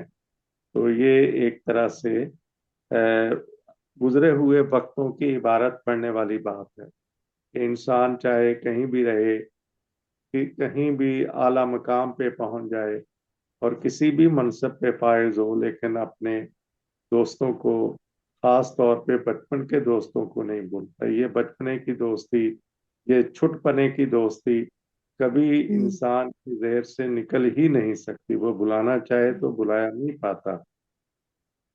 एक दफा बाबा पीर अबू जरी मरहूम से मैंने पूछा, वो कमोबेश 90 बरस के होंगे, तो मैंने बाबा जी से पूछा, उनका असल नाम था अब्दुल रशीद, तो वो अबीर अबू जरी के नाम से शायरी करते थे। तो मैंने पूछा, बाबा जी आपकी कोई ख्वाहिश, कुछ जी चाहता हो तो आप उसके बारे में बताना पसंद करेंगे? उन्होंने बड़ी उम्दा बात की, जो आज की इस तहरीर से इंसलाक रखती है। उन्होंने कहा है कि पुत्र, मैं चाहना मैनू कोई पुराना दोस्त मिल जाए तो मैनू वो शीदा कह के बुला दो, ते मेरी मौजा। यानी वो शीदा कहलवाने की आवाज को अब तरसता है। ऐसे और जब दोस्तों का जमघटा होता है और सहेलियों की त्रिंजन होती है, तो फिर वो एक दौर है, उसको बंदा बहुत एंजॉय करता है। यारा नाल बहारा वाली बात होती है। लेकिन जब ये यार बिछड़ जाते हैं, किसी दा यार ना बिछड़े वाली बात है, तो फिर बंदा उन्हें याद करता है। इससे दो पहलू सामने आते हैं। एक तो किसी के साथ गुफ्तगू करते हुए वो अपने दोस्तों को, अपने गुजरे वक्त को याद करता है, अपने रिश्तेदारों को याद करता है, तो एकदम एक नॉस्टैल्जिया का शिकार हो जाता है। ये पुराने वक्त जो है, उसको, उसके साथ इंसलाक है, उसके साथ अटैचमेंट है, वो उसे चाह कर भी नहीं भुला पाता। तो दूसरा पहलू जो इस गुफ्तगू से, इस मजमून से सामने आता है, वो ड्रामे की एक इस्तेलाह है, फ्लैशबैक, कि बंदा एक मौजू पे बात कर रहा है, और बात करते करते वो कहीं माजी का, या अपने वतन का, या अपने शहर का कोई मौजू छेड़ लेता है। ये ड्रामे में होता है, अफसाने में भी, नॉवल में भी ये चलता है, और तवील नज़मों भी इसका एहतमाम हमें मिलता है शायरों की तरफ। तो ये एक अच्छी तहरीर है, जिसमें मैं समझता हूँ कि दरख्त को बुनियाद बना के रहमत अली के साथ उसकी जो वाबस्तगी है, उसका बुढ़ापा, वो अपनी जवानी को, अपनी जवानी के दोस्तों को याद करता है। फिर जैनब जो है उसमें शामिल हो जाती है उनकी गुफ्तगू में, वो भी उनकी गुफ्तगू सुनती है कि वो अपने पुराने रिश्तों को, वो दोस्ती के हों, वो अपने खूनी रिश्ते हों, करीबी रिश्ते हों, सबको याद करता है इंसान जब खास तौर पे तन्हाई का शिकार हो जाता है। और बुढ़ापे से बड़ी तन्हाई कहीं नहीं होती।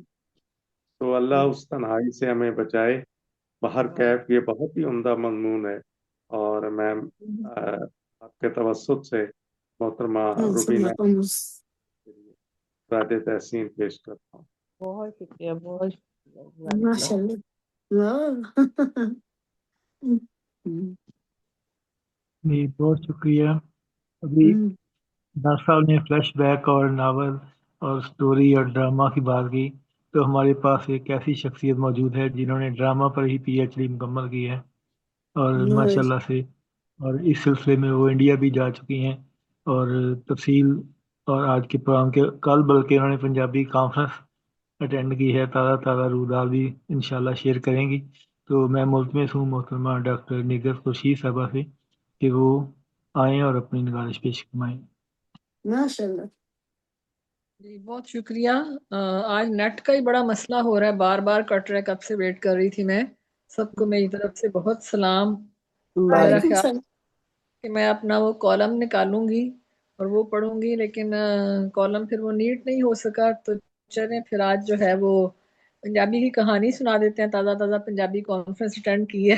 अच्छा बल्कि अच्छा। कल कल परसों तो एक और छोड़ी है जो लाहौर में थी। 5, 6, 7 को 3 दिन लाहौर में थी, लेकिन जा नहीं सकी, वहां पे तबीयत ठीक नहीं थी इस वजह से। तो बहरहाल दुआ करें आप भी, मेरे लिए भी अल्लाह ताला सेहत तंदुरुस्ती दे और आप सबको भी सेहत आमीन आमीन, तंदुरुस्ती इस दे। तरह पढ़ते रहें भाई, और क्या। माशाल्लाह।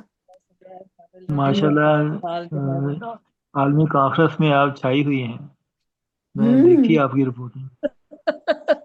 हाँ जी, बस फिर वो करना तो पड़ता है ना, मैंने फिर कहा काम तो है। हमें खुशी हो रही है, तकरीरकार झंडे गाड़ रहा है। शुक्रिया सही बात है, करें बहुत अल्लाह फख्र ताला होता है बिल्कुल कि हमारे बज़म की एक बहुत शानदार सितारा है। हाँ बस आप सब लोगों की दुआएं हैं, आपकी दुआएं हो तो अल्लाह ताला जो है वो कुछ ना कुछ जो है वो अता कर ही देगा। जी जी अल्लाह ताला हम बिल्कुल। सबको जो है काम करने की तौफीक अता फरमाए। जी इंशाल्लाह। कहानी जो है ये मेरी किताब जो छपी थी 2012 में, हर गुच्छा जख्माया, उसमें से है। और ये भी वो जो वरियां दे पढ़ने मैंने सुनाई थी उसी की तरह ये बहुत पहले लिखी थी, जब मैं कहीं बीए में थी। तो आपकी नजर करती हूँ, आप बताइएगा फिर कैसी है। अच्छा। उन्वान है मी दे अथरू। ਮੀਂਹ ਜਦੋਂ ਵੀ ਵਰਦਾ ਏ ਦਿਲ ਵਿੱਚ ਸਦਰਾਂ ਦੇ ਫੁੱਲ ਖਿੜਨ ਲੱਗ ਪੈਂਦੇ ਨੇ।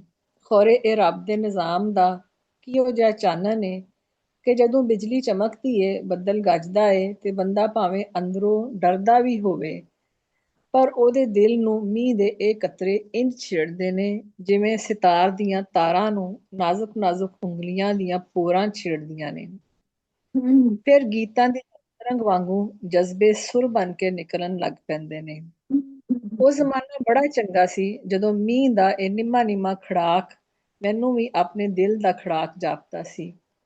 ਜਦੋਂ ਹਰੇ ਪੱਤਰਾਂ ਤੇ ਲਾਲ ਲਾਲ ਫੁੱਲਾਂ ਤੇ ਮੀਂਹ ਦੇ ਕਤਰੇ ਇੰਝ ਲੱਗਦੇ ਸਨ ਜਿਵੇਂ ਕਿਸੇ ਮੁਟਿਆਰ ਦੇ ਸੂਏ ਤਾਰਿਆਂ ਵਾਲੇ ਲੀੜੇ ਨੂੰ ਕੋਈ ਹਲਕੋਰਾ ਦੇ ਕੇ ਛੱਡ ਦੇਵੇ।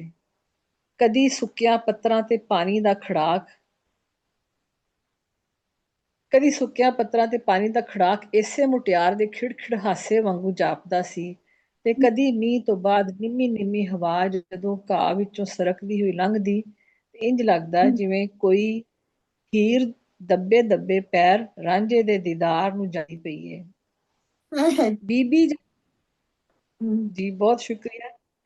ਬੀਬੀ ਜਾਨ ਦੇ ਘਰ ਵਿੱਚ ਸ਼ੀਸ਼ਿਆਂ ਵਾਲੇ ਇਸ ਕਮਰੇ ਵਿੱਚ ਬਹਿ ਕੇ ਕਈ ਵਾਰੀ ਮੈਂ ਇਹ ਮੰਜ਼ਰ ਅੱਖਾਂ ਨਾਲ ਵੇਖਿਆ ਤੇ ਦਿਲ ਨਾਲ ਮਹਿਸੂਸ ਕੀਤਾ।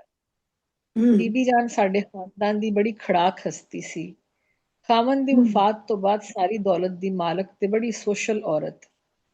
ਕਦੀ ਕਦੀ ਜਦੋਂ ਸਾਰੇ ਖਾਨਦਾਨ ਦੀ ਦਾਵਤ ਹੁੰਦੀ ਜਾਂ ਕੋਈ ਫੰਕਸ਼ਨ ਕਰਦੀ ਤੇ ਇੱਕ ਦੋ ਦਿਹਾੜੇ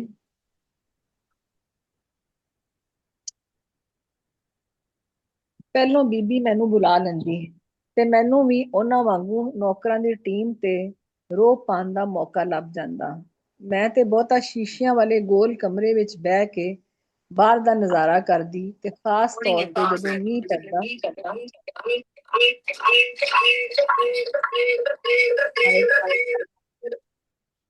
ਮਾਈਕ ਕਿਸਕਾ ਖੁੱਲਾ ਹੈ? ਮੈਂ ਤੇ ਬਹੁਤਾ ਸ਼ੀਸ਼ਿਆਂ ਵਾਲੇ ਗੋਲ ਕਮਰੇ ਵਿੱਚ ਬਹਿ ਕੇ ਬਾਹਰ ਦਾ ਨਜ਼ਾਰਾ ਕਰਦੀ ਤੇ ਖਾਸ ਤੌਰ ਤੇ ਜਦੋਂ ਮੀਂਹ ਪੈਂਦਾ ਤੇ ਚੀਜ਼ਾਂ ਧੁੰਦਲੀਆਂ ਹੋ ਕੇ ਡੱਬ ਖੜੱਬੀਆਂ ਹੋ ਜਾਂਦੀਆਂ ਤੇ ਬੜਾ ਸਵਾਦ ਆਉਂਦਾ। ਬਾਗ ਤੋਂ ਬਾਅਦ ਨਾਲ ਦੀ ਪੱਕੀ ਸੜਕ ਤੇ ਉਸ ਤੋਂ ਪਾਰ ਕੱਚੀ ਆਬਾਦੀ ਦਾ ਮੰਜ਼ਰ, ਜਿਹਦੇ ਵਿੱਚ ਬਹੁਤੇ ਪੱਖੀਵਾਸ ਸਨ, ਇਸ ਕਮਰੇ ਵਿੱਚੋਂ ਸਾਫ਼ ਨਜ਼ਰ ਆਉਂਦਾ ਸੀ। ਤਪਦੀ ਦੁਪਹਿਰ ਵਿੱਚ ਇਸ ਏਅਰ ਕੰਡੀਸ਼ਨਡ ਕਮਰੇ ਵਿੱਚ ਘੁੰਮਣ ਵਾਲੀ ਕੁਰਸੀ ਤੇ ਬਹਿ ਕੇ ਜਦੋਂ ਮੈਂ ਮੌਸੀਕੀ ਸੁਣਦੀ ਤੇ ਮੇਰੀ ਨਜ਼ਰ ਇਸ ਬਸਤੀ ਦੇ ਮਕੀਨਾਂ ਤੇ ਜਾ ਟਿਕਦੀ।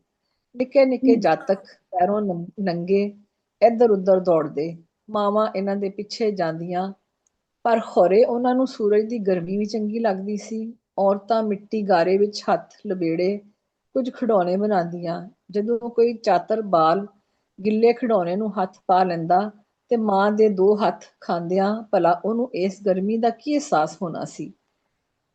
ਕਦੀ ਕੁਝ ਬੰਦੇ ਸਨ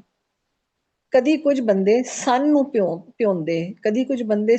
ਭਿਉਂਦੇ ਸਨ ਤੇ ਕੁਝ ਉਹਨਾਂ ਦੀਆਂ ਤੰਦਾਂ ਕੱਢ ਕੇ ਉਹਨੂੰ ਵੱਟ ਕੇ ਰੱਸੀਆਂ ਬਣਾਉਂਦੇ, ਜਾਂ ਸਾਰੇ ਰਲ ਕੇ ਬਹਿ ਕੇ ਤੀਲੀਆਂ ਨੂੰ ਜੋੜ ਕੇ ਛੱਜ, ਟੋਕਰੇ, ਟੋਕਰੀਆਂ ਤੇ ਚਿਖਾ ਬਣਾਉਂਦੇ ਨਜ਼ਰ ਆਉਂਦੇ। ਸਰਦੀ ਹੋਵੇ ਭਾਵੇਂ ਗਰਮੀ, ਇਹਨਾਂ ਦਾ ਕੰਮ ਨਹੀਂ ਸੀ ਮੁੱਕਦਾ। ਲੱਗਦਾ ਸੀ ਇਹਨਾਂ ਕੋਲ ਖੌਰੇ ਟੇਪ ਸੀ ਕਿ ਰੇਡੀਓ ਇੱਕੋ ਗਾਣਾ ਮੁੜ ਸੁਣਦੇ ਰਹਿੰਦੇ ਸਨ, ਸੁਣ ਵੇ ਬਲੌਰੀ ਅੱਖ ਵਾਲਿਆ। ਫਿਰ ਮੈਨੂੰ ਆਪਣੇ ਤੇ ਇਹਨਾਂ ਵਿਚਕਾਰ ਫਰਕ ਦਾ ਅਹਿਸਾਸ ਹੁੰਦਾ ਕਿ ਇਹ ਏਅਰ ਕੰਡੀਸ਼ਨਡ ਕਮਰਿਆਂ ਵਿੱਚ ਬਹਿ ਕੇ ਅਸੀਂ ਕਿੱਡੇ ਬਲੌਰੀ ਹੋ ਗਏ ਹਾਂ ਤੇ ਡਰਨੇ ਆ ਕਿ ਇਹਨਾਂ ਤਲਖ ਹਕੀਕਤਾਂ ਦੇ ਪੱਥਰ ਕਿਤੇ ਸਾਡੇ ਇਸ ਬਲੌਰੀ ਖੋਲ ਨੂੰ ਤੋੜ ਨਾ ਦੇਣ। ਅਸੀਂ ਇਹਨਾਂ ਦੋਵਾਂ ਦੁਨੀਆਵਾਂ ਦੇ ਵਿਚਕਾਰ ਸ਼ੀਸ਼ੇ ਦੀ ਇੱਕ ਕੰਧ ਤੇ ਕੋਲਤਾਰ ਦੀ ਪੱਕੀ ਸੜਕ ਬਣਾ ਦਿੱਤੀ ਏ ਤੇ ਇਸ ਸੜਕ ਦੁਆਲੇ ਉੱਡਣ ਵਾਲੀ ਧੂੜ ਫੱਕਣ ਦਾ ਫਰਜ਼ ਤੇ ਇਹਨਾਂ ਲੋਕਾਂ ਨੂੰ ਦਿੱਤਾ ਏ, ਪਰ ਇਹਨਾਂ ਤੇ ਟੁਰਨ ਦਾ ਹੱਕ ਸਿਰਫ ਕਾਰਾਂ ਵਾਲਿਆਂ ਨੂੰ ਹੀ ਏ। ਕਾਰਪੈਟ ਲਾਈਨਡ ਸੜਕਾਂ ਤੇ ਟੁਰਨ ਵਾਲਿਆਂ ਤੇ ਕਾਰਪੈਟ ਲਾਈਨਡ ਘਰਾਂ ਵਿੱਚ ਰਹਿਣ ਵਾਲਿਆਂ ਨੂੰ ਕੀ ਪਤਾ ਇਸ ਸੜਕ ਦੇ ਸੀਨੇ ਵਿੱਚ ਕਿੰਨੀ ਬਜਰੀ ਏ। ਸ਼ੀਸ਼ੇ ਦੇ ਬੰਦ ਕਮਰੇ ਵਿੱਚ ਬਹਿ ਕੇ ਉਸ ਬਜਰੀ ਦੀ ਰੜਕ ਮਹਿਸੂਸ ਨਹੀਂ ਕੀਤੀ ਜਾ ਸਕਦੀ। ਕਦੇ ਕਦੇ ਮੈਨੂੰ ਹੈਰਾਨਗੀ ਹੁੰਦੀ ਕਿ ਬੀਬੀ ਜਾਨ ਉਂਝ ਤੇ ਬੜੇ ਵੱਡੇ ਵੱਡੇ ਨੇਕੀ ਦੇ ਕੰਮ ਕਰਦੀ ਏ, ਫੇਰ ਵੀ ਇਹਨਾਂ ਲੋਕਾਂ ਦੀ ਹਾਲਤ ਹਾਲੇ ਤੀਕਰ ਕਿਉਂ ਨਹੀਂ ਬਦਲੀ। ਪਰ ਮੈਨੂੰ ਬਹੁਤਾ ਚਿਰ ਸੋਚਣਾ ਨਹੀਂ ਪਿਆ। ਜਾਂਦੀਆਂ ਸਰਦੀਆਂ ਤੇ ਆਉਂਦੀਆਂ ਗਰਮੀਆਂ ਦਾ ਮੌਸਮ ਸੀ, ਪਰ ਹਾਲੀ ਵੀ ਸਰਦੀ ਇੰਨੀ ਕੁ ਹੈ ਸੀ ਜੇ ਕੰਬਲ ਦੀ ਲੋੜ ਹੋਵੇ। ਤੇ ਮੈਂ ਬੀਬੀ ਜਾਨ ਦੇ ਮੁੰਡੇ ਦੀ ਸਾਲਗਿਰਾ ਵਾਸਤੇ 2 ਦਿਨ ਪਹਿਲੋਂ ਆ ਗਈ ਸਾਂ। ਜੁਮੇਰਾਤ ਦਾ ਦਿਹਾੜਾ ਸੀ। ਦਿਨ ਤੇ ਵਾਹਵਾ ਚੜ੍ਹ ਆਇਆ ਸੀ, ਪਰ ਦੱਖਣ ਵੱਲੋਂ ਅਜੇ ਕਾਲੇ ਬੱਦਲ ਉੱਠੇ ਸਨ ਕਿ ਹਨੇਰਾ ਹੋ ਗਿਆ।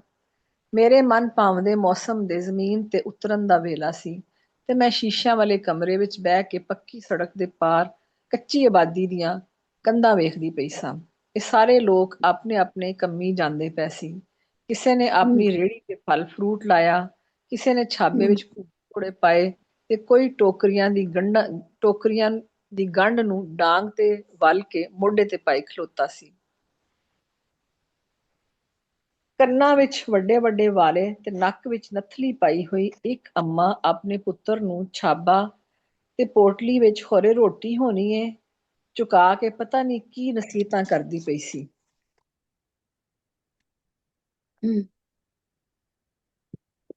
ਥੱਲੇ ਨਦੀਮ ਦੀ ਆਵਾਜ਼ ਆਈ, ਜਿਹੜੇ ਨਾਸ਼ਤੇ ਤੋਂ ਦੇਰੀ ਹੋਣ ਪਰੋਂ ਨੌਕਰਾਂ ਨੂੰ ਝਾੜਾਂ ਮਾਰਦੇ ਪਏ ਸਨ। ਮੇਰਾ ਧਿਆਨ ਉਦੋਂ ਹਟਿਆ ਜਦੋਂ ਬੱਦਲ ਜ਼ੋਰ ਦੀ ਗੱਜਿਆ ਤੇ ਛਮ ਛਮ ਮੀਂਹ ਪੈਣ ਲੱਗ ਪਿਆ। ਬੀਬੀ ਜਾਨ ਨਦੀਮ ਨੂੰ ਨਸੀਹਤਾਂ ਕਰਦੇ ਪਏ ਸਨ ਕਿ ਸ਼ਾਮੀ ਸਾਲਗਿਰਾ ਤੇ ਛੇਤੀ ਘਰ ਪਰਤ ਆਵੇ। ਪਾਣੀ ਦੀ ਠੰਡੀ ਠੰਡੀ ਤਪ ਹੱਥਾਂ ਤੇ ਪਾਣ ਦਾ ਵੀ ਇੱਕ ਆਪਣਾ ਹੀ ਸਵਾਦ ਏ। ਬੀਬੀ ਜਾਨ ਥੱਲੇ ਨੌਕਰਾਂ ਕੋਲੋਂ ਖਰੇ ਕੀ ਕੰਮ ਕਰਾਂਦੀ ਪਈ ਸੀ। ਇੱਕ ਔਰਤ ਸੜਕ ਕੰਢੇ ਨਲਕੇ ਤੋਂ ਪਾਣੀ ਭਰਨ ਆਈ। ਨਦੀਮ ਦੀ ਕਾਰ ਛੂ ਕਰਕੇ ਗਈ ਤੇ ਉਹਦੇ ਛਾਪੇ ਵਾਲਿਆਂ ਕੱਪੜਿਆਂ ਤੇ ਹੋਰ ਵੀ ਵੱਡੇ ਵੱਡੇ ਛਾਪੇ ਬਣਾ ਗਈ। ਪਰ ਪਰੇਸ਼ਾਨੀ ਕਾਦੀ? ਇਹ ਵੱਡੇ ਲੋਕ ਕੱਪੜਿਆਂ ਤੇ ਕੀ ਇਹਨਾਂ ਦੇ ਦਿਲਾਂ ਤੇ ਕਦੀ ਕਦੀ ਮੱਥੇ ਤੇ ਵੀ ਐਸੇ ਛਾਪੇ ਲਾ ਦਿੰਦੇ ਨੇ ਜੇ ਧੋਤਿਆਂ ਨਹੀਂ ਧੁੱਪਦੇ। ਮੀਂਹ ਵਰਦਾ ਰਿਹਾ ਤੇ ਨੰਗੇ ਬਾਲ ਝੁੱਗੀਆਂ ਤੋਂ ਨਿਕਲ ਕੇ ਬਾਹਰ ਖੇਡਦੇ ਪਏ ਸਨ। ਕਦੀ ਕੋਈ ਮਾਂ ਆਪਣੇ ਬਾਲ ਨੂੰ ਤਰੀਕ ਕੇ ਅੰਦਰ ਲੈ ਜਾਂਦੀ ਤੇ ਕਦੀ ਜਦੋਂ ਜ਼ੋਰ ਨਾਲ ਬਿਜਲੀ ਚਮਕਦੀ ਤੇ ਕਈ ਬਾਲ ਭੱਜ ਕੇ ਮਾਵਾਂ ਦੇ ਨੇੜੇ ਹੋ ਜਾਂਦੇ। ਇੱਕ ਥਾਂ ਵੱਡਾ ਜਿਹਾ ਚੌੜਾ ਛੱਪਰ ਸੀ, ਉਹਦੇ ਥੱਲੇ ਬੰਦਿਆਂ ਨੇ ਹੁੱਕੇ ਰੱਖੇ ਹੋਏ ਸਨ ਤੇ ਖੌਰੇ ਕਿਹੜੇ ਮਸਲੇ ਛੋਏ ਹੋਏ ਸਨ। ਪਰ ਕਦੀ ਕਦੀ ਉਹ ਕੁਝ ਪਰੇਸ਼ਾਨ ਹੋ ਕੇ ਬਾਹਰ ਮੀਂਹ ਵੱਲ ਵੇਖਦੇ ਤੇ ਹੱਥ ਹੁੱਤਾਂ ਚੁੱਕਦੇ, ਜਿਵੇਂ ਰੱਬ ਕੋਲੋਂ ਰਹਿਮਤ ਮੰਗਦੇ ਪਏ ਹੋਣ, ਜਾਂ ਫਿਰ ਆਖਦੇ ਹੋਣ ਕਿ ਜੁਮੇਰਾਤ ਦਾ ਮੀਂਹ ਚੰਗਾ ਨਹੀਂ ਹੁੰਦਾ। ਪਰ ਇਹ ਸੋਚ ਕੇ ਮੈਨੂੰ ਹਾਸਾ ਆ ਗਿਆ ਕਿ ਇਸੇ ਤਵਾਹਮ ਪ੍ਰਸਤੀ ਵਜੋਂ ਇਹਨਾਂ ਨੇ ਆਪਣੇ ਤੇ ਇਸ ਕੋਠੀ ਵਿਚਕਾਰ ਇਹ ਪੱਕੀ ਕੋਲ ਤਾਰ ਦੀ ਸੜਕ ਬਣਾ ਲਈ ਸੀ। ਦਿਗਰ ਵੇਲਾ ਹੋ ਗਿਆ ਸੀ ਤੇ ਘਰ ਵਿੱਚ ਮਹਿਮਾਨ ਆਣਾ ਸ਼ੁਰੂ ਹੋ ਗਏ ਸਨ, ਪਰ ਮੀਂਹ ਦੀ ਇੱਕੋ ਤਾਰ ਸੀ। ਉਹ ਔਰਤਾਂ ਪਰੇਸ਼ਾਨ ਹੋ ਕੇ ਛੱਪਰ ਵਾਲੇ ਬੰਦਿਆਂ ਕੋਲ ਗਈਆਂ। ਇਧਰ ਹਾਲ ਵਿੱਚ ਸਾਰੀਆਂ ਆਪਣੀਆਂ ਆਪਣੀਆਂ ਗੱਲਾਂ ਕਰਦੇ ਪਏ ਸਨ। ਉਹਨਾਂ ਦੇ ਹੱਥ ਇੱਕ ਦੂਜੇ ਦੇ ਹੱਥਾਂ ਵਿੱਚ ਸਨ ਤੇ ਕਦੀ ਖੁਸ਼ੀ ਨਾਲ ਮਿਲਦੇ ਤੇ ਗੱਲਾਂ ਦੀ ਆਵਾਜ਼ ਦੇ ਨਾਲ ਨਾਲ ਤਾਲੀਆਂ ਦੀ ਆਵਾਜ਼ ਵੀ ਸ਼ਾਮਲ ਹੋ ਜਾਂਦੀ। ਮੈਂ ਵੇਖਿਆ ਕਿ ਉਧਰ ਸੜਕੋਂ ਪਾਰ ਨੀਵੀਂ ਥਾਂ ਸ਼ਾਇਦ ਇੱਕ ਝੁੱਗੀ ਵਿੱਚ ਪਾਣੀ ਭਰ ਗਿਆ ਏ। ਇੱਕ ਔਰਤ ਛੱਪਰ ਕੰਢੇ ਮੰਜੀ ਢਾ ਕੇ ਉੱਤੇ ਆਪਣੇ ਤਿੰਨਾਂ ਨਿੱਕਿਆਂ ਬਾਲਾਂ ਨੂੰ ਬਿਠਾਇਆ ਤੇ ਆਪ ਝੁੱਗੀ ਵਿੱਚੋਂ ਛਿੰਝ ਕੇ ਪਾਣੀ ਕੱਢਦੀ ਪਈ ਸੀ। ਤੇ ਇੱਥੇ ਹਾਲ ਵਿੱਚ ਇੱਕ ਬੰਦੇ ਨੇ ਖੁਸ਼ ਹੋ ਕੇ ਆਪਣੇ ਸਿਰ ਤੋਂ ਹੈਟ ਲਾ ਲਿਆ ਤੇ ਬਾਰੀ ਵਿੱਚ ਖਲੋ ਕੇ ਉਹਦੇ ਵਿੱਚ ਪਾਣੀ ਭਰਦਾ ਪਿਆ ਸੀ ਤੇ ਦੂਜੇ ਉਹਦੀ ਇਸ ਹਰਕਤ ਤੇ ਤਾੜੀਆਂ ਮਾਰਦੇ ਪਏ ਸਨ। ਸਾਰੇ ਮਹਿਮਾਨ ਆ ਗਏ ਨੇ। ਇਹਨਾਂ ਸਾਰਿਆਂ ਕੋਲ ਕਾਰਾਂ ਤੇ ਮੋਟਰਾਂ ਨੇ, ਇਸੇ ਲਈ ਇਹ ਸੜਕ ਤੇ ਭਿੱਜਦਿਆਂ ਬੰਦਿਆਂ ਨੂੰ ਵੇਖ ਕੇ ਖੁਸ਼ ਤੇ ਹੋ ਸਕਦੇ ਨੇ, ਪਰ ਇਹਨਾਂ ਆਪੇ ਕਦੀ ਭਿੱਜ ਕੇ ਨਹੀਂ ਵੇਖਿਆ ਹੋਵੇਗਾ। ਇਹ ਤੇ ਬਸ ਮੀਂਹ ਦੀ ਵਾਛੜ ਵਿੱਚ ਬੰਦ ਕਮਰਿਆਂ ਵਿੱਚ ਬਹਿ ਕੇ ਰੰਗ ਬਿਰੰਗੀਆਂ ਟੋਪੀਆਂ ਸਿਰਾਂ ਤੇ ਪਾ ਕੇ ਸਾਲਗਿਰਾ ਦਾ ਕੇਕ ਹੀ ਕੱਟ ਸਕਦੇ ਨੇ ਤੇ ਤਮਾਸ਼ੇ ਕਰ ਸਕਦੇ ਨੇ। ਇਹਨਾਂ ਨੂੰ ਕੀ ਪਤਾ ਇਹਨਾਂ ਦੀਆਂ ਸੜਕ ਤੇ ਜਾਂਦੀਆਂ ਕਾਰਾਂ ਕਿੰਨਿਆਂ ਦਾ ਕਲੇਜਾ ਕੱਢਦੀਆਂ ਨੇ ਤੇ ਕੱਚੀ ਬਸਤੀ ਦੇ ਉਹ ਲੋਕ ਖੁੱਲੇ ਅਸਮਾਨ ਹੇਠ ਕਿਹੜੇ ਤਮਾਸ਼ੇ ਪੈ ਕਰਦੇ ਨੇ। ਸਾਲਗਿਰਾ ਮੁੱਕ ਗਈ ਤੇ ਇਹ ਲੋਕ ਵੀ ਇਸ ਮੌਸਮ ਦੀਆਂ ਤੇ ਇਸ ਮੌਕੇ ਦੀਆਂ ਖੁਸ਼ੀਆਂ ਸਮੇਟ ਕੇ ਆਪਣੇ ਆਪਣੇ ਘਰ ਟੁਰ ਗਏ। ਪਰ ਮੇਰਾ ਧਿਆਨ ਤੇ ਉਸ ਔਰਤ ਵੱਲ ਸੀ ਜਿਹੜੀ ਝੁੱਗੀ ਵਿੱਚੋਂ ਪਾਣੀ ਕੱਢਦੀ ਪਈ ਸੀ। ਸਵੇਰੇ ਮੇਰੀ ਅੱਖ ਉਦੋਂ ਖੁੱਲੀ ਜਦੋਂ ਬੀਬੀ ਜਾਨ ਦੀ ਦੂਰੋਂ ਕਿਸੇ ਨਾਲ ਉੱਚੀ ਬੋਲਣ ਦੀ ਆਵਾਜ਼ ਆਈ। ਮੈਂ ਉੱਠ ਕੇ ਬਾਰੀ ਅੱਗੇ ਜਾ ਖਲੋਤੀ। ਪਰ ਇਹ ਕੀ? ਸਾਰੀ ਰਾਤ ਮੀਂਹ ਨਾਲ ਸੜਕੋਂ ਪਾਰ ਉਹ ਕੱਚੀ ਬਸਤੀ ਮੀਂਹ ਵਿੱਚ ਡੁੱਬੀ ਪਈ ਸੀ ਤੇ ਕੋਈ ਝੁੱਗੀ ਤੇ ਕੋਈ ਬੰਦਾ ਨਜ਼ਰ ਨਹੀਂ ਸੀ ਆਉਂਦਾ ਪਿਆ। ਤੇ ਉਧਰ ਪੱਕੀ ਸੜਕ ਤੇ ਦੋ ਮੰਜੀਆਂ ਦੁਆਲੇ ਬੈਠੀਆਂ ਜ਼ਨਾਨੀਆਂ ਰੋਂਦੀਆਂ ਪਈਆਂ ਸਨ ਤੇ ਬੀਬੀ ਜਾਨ ਦੀ ਆਵਾਜ਼ ਆਉਂਦੀ ਪਈ ਸੀ ਕਿ ਮੈਂ ਇੱਥੇ ਸਦਾ ਵਰਤ ਲਾਇਆ ਏ, ਜਾਓ ਕੋਈ ਹੋਰ ਘਰ ਲੱਭੋ। ਮੀਂਹ ਹਾਲੀ ਵੀ ਵਰਦਾ ਪਿਆ ਸੀ, ਪਰ ਲੱਗਦਾ ਸੀ ਉਹ ਵੀ ਬੀਬੀ ਜਾਨ ਵਾਂਗੂ ਜ਼ਾਲਮ ਤੇ ਕਰਖਤ ਹੋ ਗਿਆ ਏ ਤੇ ਇਹਦੀ ਕਰਖਤਗੀ ਨਾਲ ਦੋ ਫੁੱਲ ਮੁਰਝਾ ਗਏ ਸਨ। ਬਾਲ ਰੋਂਦੇ ਪਏ ਸਨ। ਖੌਰੇ ਇਹਨਾਂ ਕੱਲ ਸਵੇਰ ਦਾ ਕੁਝ ਖਾਧਾ ਵੀ ਏ ਕਿ ਨਹੀਂ। ਚਿੜੀਆਂ ਦੀ ਚਹਿਕਾਰ ਨਾਲ ਸਾਰਾ ਬਾਗ ਗੂੰਜਦਾ ਪਿਆ ਸੀ। ਚਿੜੀਆਂ ਦੀ ਇਹ ਚਹਿਕਾਰ ਇਸ ਤੋਂ ਪਹਿਲਾਂ ਤੇ ਮੈਨੂੰ ਕਿਸੇ ਮੁਟਿਆਰ ਦੀਆਂ ਛਮ ਕਰਦੀਆਂ ਝਾਂਜਰਾਂ ਦੀ ਛਨਕਾਰ ਲੱਗਦੀ ਸੀ, ਜਿਹੜੀ ਮਾਹੀ ਨੂੰ ਮਿਲਣ ਤੇ ਖੁਸ਼ ਹੋ ਕੇ ਉਹਨਾਂ ਨੂੰ ਛਨਕਾਂਦੀ ਪਈ ਸੀ। ਪਰ ਅੱਜ ਮੈਨੂੰ ਇਹ ਚਹਿਕਾਰ ਭੁੱਖਿਆਂ ਢਿੱਡਾਂ ਵਿੱਚੋਂ ਨਿਕਲਣ ਵਾਲੀ ਰਿਜ਼ਕ ਦੀ ਪੁਕਾਰ ਲੱਗਦੀ ਪਈ ਸੀ ਤੇ ਮੀਂਹ ਦੇ ਅਥਰੂ ਜਿਹੜੇ ਮੇਰੇ ਦਿਲ ਵਿੱਚ ਸਦਰਾਂ ਦੇ ਫੁੱਲ ਖੇਡਦੇ ਸਨ, ਅਥਰੂ ਬਣ ਕੇ ਮੇਰੀਆਂ ਅੱਖਾਂ ਵਿੱਚ ਆ ਗਏ। ਤੇ ਮੈਂ ਸੋਚਦੀ ਪਈ ਸਾਂ ਕਿ ਅਸੀਂ ਇਹ ਫਰਕ ਨਾ ਰੱਖੀਏ ਤੇ ਫਿਰ ਪੱਕੀਆਂ ਤੇ ਕੱਚੀਆਂ ਸੜਕਾਂ ਵੱਖ-ਵੱਖ ਕਿਵੇਂ ਹੋ ਸਕਦੀਆਂ ਨੇ। ਬਹੁਤ ਸ਼ੁਕਰੀਆ।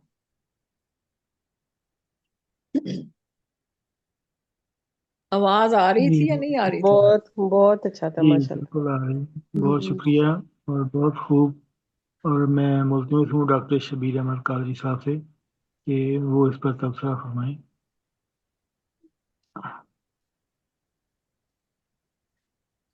वो मेरा ख्याल ऑफ किया उन्होंने, कोई जैसे वो ज्वाइन करते हैं दोबारा से तो ऑन करते हैं कैमरा तो वो बात करेंगे। मैं चाहूँगा कि मोहतरमा मुनव्वर जहां साहबा आप गुफ्तगू फरमाएं ज़रा डॉक्टर निगर खुर्शीद साहबा के।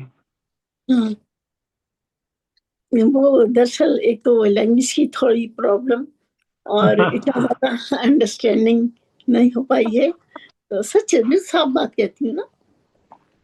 تو اور ذرا سا میرا اگر آپ کوئی شخصیت کا دیں گے یا کچھ تو میں اس کو لکھ تو لوں گی بہت اچھا, اس پہ منظوم بھی لکھوں گی, لیکن یہ جو افسانے وغیرہ اور جو اپنی طرف سے وہ طوالت کی وجہ سے مجھے ذرا سا وہ لگتا ہے. میں کہتی ہوں اس سے جلدی سے میں نظم لکھ لوں یا میں کوئی اور شاعری کی سن پہ وہ کر لوں, جس وجہ سے میں یہاں آتی بھی کم ہوں. لیکن کسی شخصیت پہ بولنا ہوتا ہے, جیسے کوئی کہ ارحم روحان پہ کوئی بولے, میں بولتی چلی جاؤں گی, میں لکھتی چلی جاؤں گی. تو یہ ہے کوئی خاص وہ ٹاپک نہیں آتا ہے یہ ڈراموں کا, اور یہ جو ہے نا اس میں ذرا طوالت بھی, اور پھر کچھ اتنا زیادہ اس میں شاعری میں رہتا, دماغ نہیں جاتا اس طرف, زیادہ ٹائم بھی نہیں ملتا. یہ ہے. چلو ڈاکٹر صاحب آئیں گے تو پھر وہ انشاءاللہ کریں گے تبصرہ, کیونکہ ان کا تبصرہ زیادہ اہم ہے, تو جی ہم تجربہ نہیں کرتے. تو ہاں میں ہاں چاہوں گا سب کہ منور جہاں صاحبہ ہمارے درمیان موجود ہیں تو وہ اپنا کلام سنا دیں کلام جب سنا. تک کلام کلام میں آپ کو آج وہ سنا دیتی ہوں, کیا نام ہے, ایک نظم سنا دیتی ہوں بہت چھوٹی سی. چشم مستر گفتگو, یہ بڑی کلاسیکل وہ ہے اردو. چشم مستر گفتگو, دل سراپا آرزو, واہ.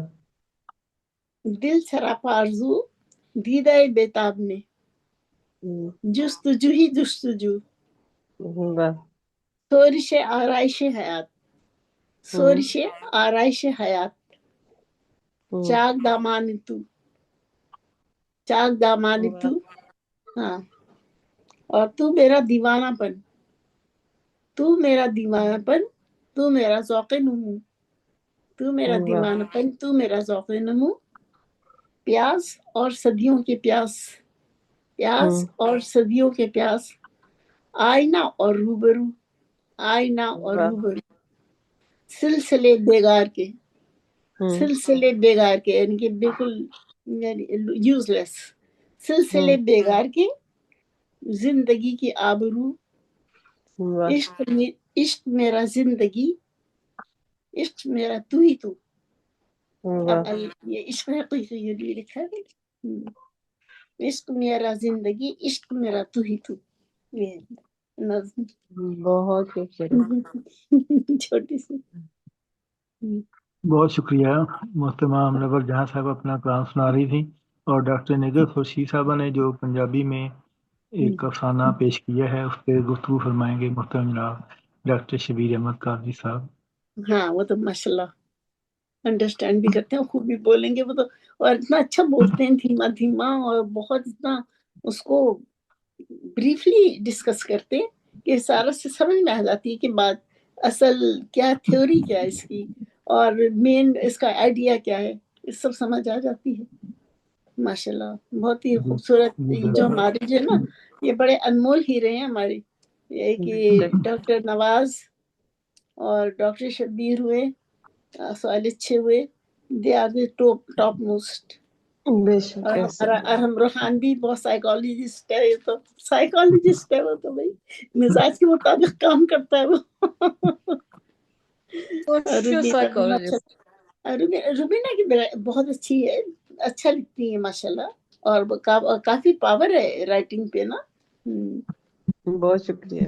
روبینہ کو دیکھ کے لگتا ہے ویسے بھی کافی پاور ہے.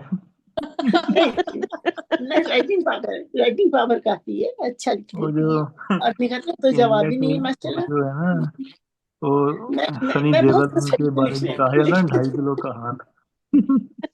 نہیں میرا ہاتھ تو بہت چھوٹا سا ہے, 2.5 کلو کا نہیں. بڑا خوبصورت ہاتھ ہے اس کا, بالکل ویسے کہتے ہیں نا ڈاکٹر شبیر احمد قاضی صاحب. ہاں آرٹسٹک ہے. آپ ہی کا بھی بہت شکریہ. اس آپات بھی کے دور میں ہمیں کافی مل گئی ہیں منور جہاں صاحب. آپ کتنا پیارا بولتے ہیں شبیر بھائی, میں آپ کو کیا بتاؤں, آپ سے تو میں بہت زیادہ امپریس ہوں, قسم سے دل چاہتا ہے اگر بڑھاپے میں کوئی کلاس ہو رہی ہو تو میں آپ سے نا آپ کے اسٹوڈنٹ بن جاؤں یونیورسٹی میں.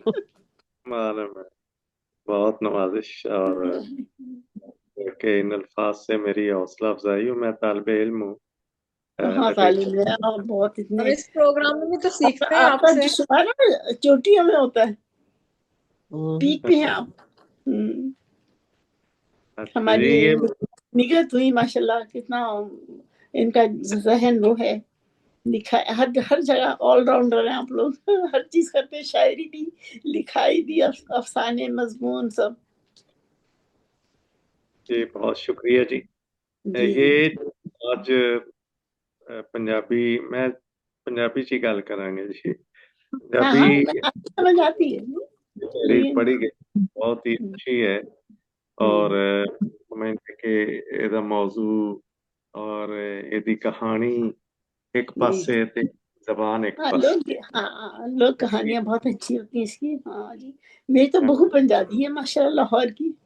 ہاں فارسی چ کہتے ہیں کہ سخن بھی خیزت کے جی بعد سے نکلتی ہے. اور محترمہ خورشید صاحبہ نے جس طرح بیرون آگے ہوں چلیں وہ جس طرح بات سے بات نکال کے انہوں نے اپنی مکمل کی ہے وہ بہت ہی اہمیت رکھتی. میں سمجھتا ہوں پنجابی میں اگرچہ انہوں نے بتایا کہ پہلے کا لکھا ہوا افسانہ ہے لیکن تر و تازہ ہے. اچھی تحریر کا حسن یہ ہوتا ہے کہ وہ ہر زمانے میں نہیں لگے ہمیشہ تر و تازہ رہتی ہے نئی رہتی ہے. اس میں ندرت موضوع کی ہوتی ہے زبان کی ہوتی ہے اس لیے وہ تحریر کبھی فرسودہ نہیں ہوتی پرانی نہیں ہوتی. میڈم نے جو بارش کے جو موضوعات پیش کیے ہیں اور اس سے کئی وہ لفظ جو بارشی کے دنوں کے ہوتے ہیں ایک طرح سے لفظی انہوں نے جس طرح اس کا اہتمام کیا اپنے اس کہانی میں نمی نمی بات مجھے افشاں کا وہ گانا بھی یاد آ گیا کہ یہ جو نمی نمی باب بگتی ہے یا اس کا اہتمام ہے قدرت کی طرف سے. یہ خاص طور پہ یہ آج کے موسم بھی آپ دیکھیں تو جب ہلکی ہلکی ہوا چلتی ہے تو ایک راحت کا سامان بھی ہر فرد محسوس کرتا ہے. لیکن جب اس میں شدت آ جاتی ہے تو پھر اور بڑی تکلیف دہ ہو جاتی ہے پھر اس سے بچنا. لیکن یہ اس میں دو طبقات کو پیش کیا ہے. ایک طبقہ ہے جو کار رکھتا ہے اور ایک بیکار طبقہ ہے جسے ہم وہ جھونپڑیوں والے کہہ سکتے ہیں اور نے گویا پکی باس بھی کہا ہے. اور یہ پکی باس کہتے ہیں یہ ہمارے معاشرے کی ایک وہ کلاس ہوتی ہے جو نہ گھر رکھتے ہیں نہ گھر بار رکھتے ہیں نہ ان کا خاص مقام ہوتا ہے جیسے اور ہیں وہ وہاں ہے کل وہاں ہے جپسی. تو یہ ایک جگہ سے دوسری جگہ جو ہے وہ چلتے پھرتے اور شہر بدلتے رہتے ہیں مقام بدلتے رہتے ہیں اسی طرح زندگی گزار دیتے ہیں. تو بارش ان پہ کیا اثر کرتی ہے اور جو اس کے اثرات کیا ہوتے ہیں اس کا بھی ایک منظر میم نے یہاں دکھایا ہے. اور وہ لوگ جو کاروں میں بارش کا مزہ لینے باہر نکلتے ہیں وہ انہوں نے بار بھی جو ہے وہ بارش کی اپنے اوپر محسوس نہیں کی. وہ اس کی لذت سے ہی آشنا نہیں ہے. جو ایک عام اس میں نہاتا بھی ہے اسے انجوائے بھی کرتا ہے اور چغلیں بھی کرتا ہے. بچے جو عام طور پہ ہوتے ہیں وہ اس میں گرتے بھی ہیں اٹھتے بھی ہیں دوسروں کو گراتے ہیں تو وہ لطف لیتے ہیں اس موسم کا. لیکن یہ موسم جو ہے بڑے اور جیسا موڈ ہو ویسا منظر ہوتا ہے. موسم تو انسان ہوتا ہے. یہ امیر ہے کیا غریب ہے اگر اندر کا موسم ہے اچھا موسم ہے بہار کا موسم ہے تو پھر باہر کے موسم کو بھی وہ انجوائے کرتا ہے. لیکن اگر وہ اندر ہی مردہ ہے تو وہ پھر ابھی جو کے شعر پڑے تھے کہ مردہ دل خاک جیا کرتے ہیں تو وہ پھر इस मौसम को भी, जो बारिश का मौसम है, एंजॉय नहीं सर्द करते। में बहार का मौसम है, वो उसको सही तौर पे उसका लुत्फ नहीं उठाते। हाँ, वो एंजॉय अपनी नहीं करते। जन होते हैं, लेकिन वो जो पक्की हैं या गरीब गुराबा हैं, जिनकी जो सही तस्वीर जो है नज्म की सूरत में नज़ीर अकबर जी ने जी बरसात के बारे में खींची है, वो पढ़ने से ताल्लुक रखती है।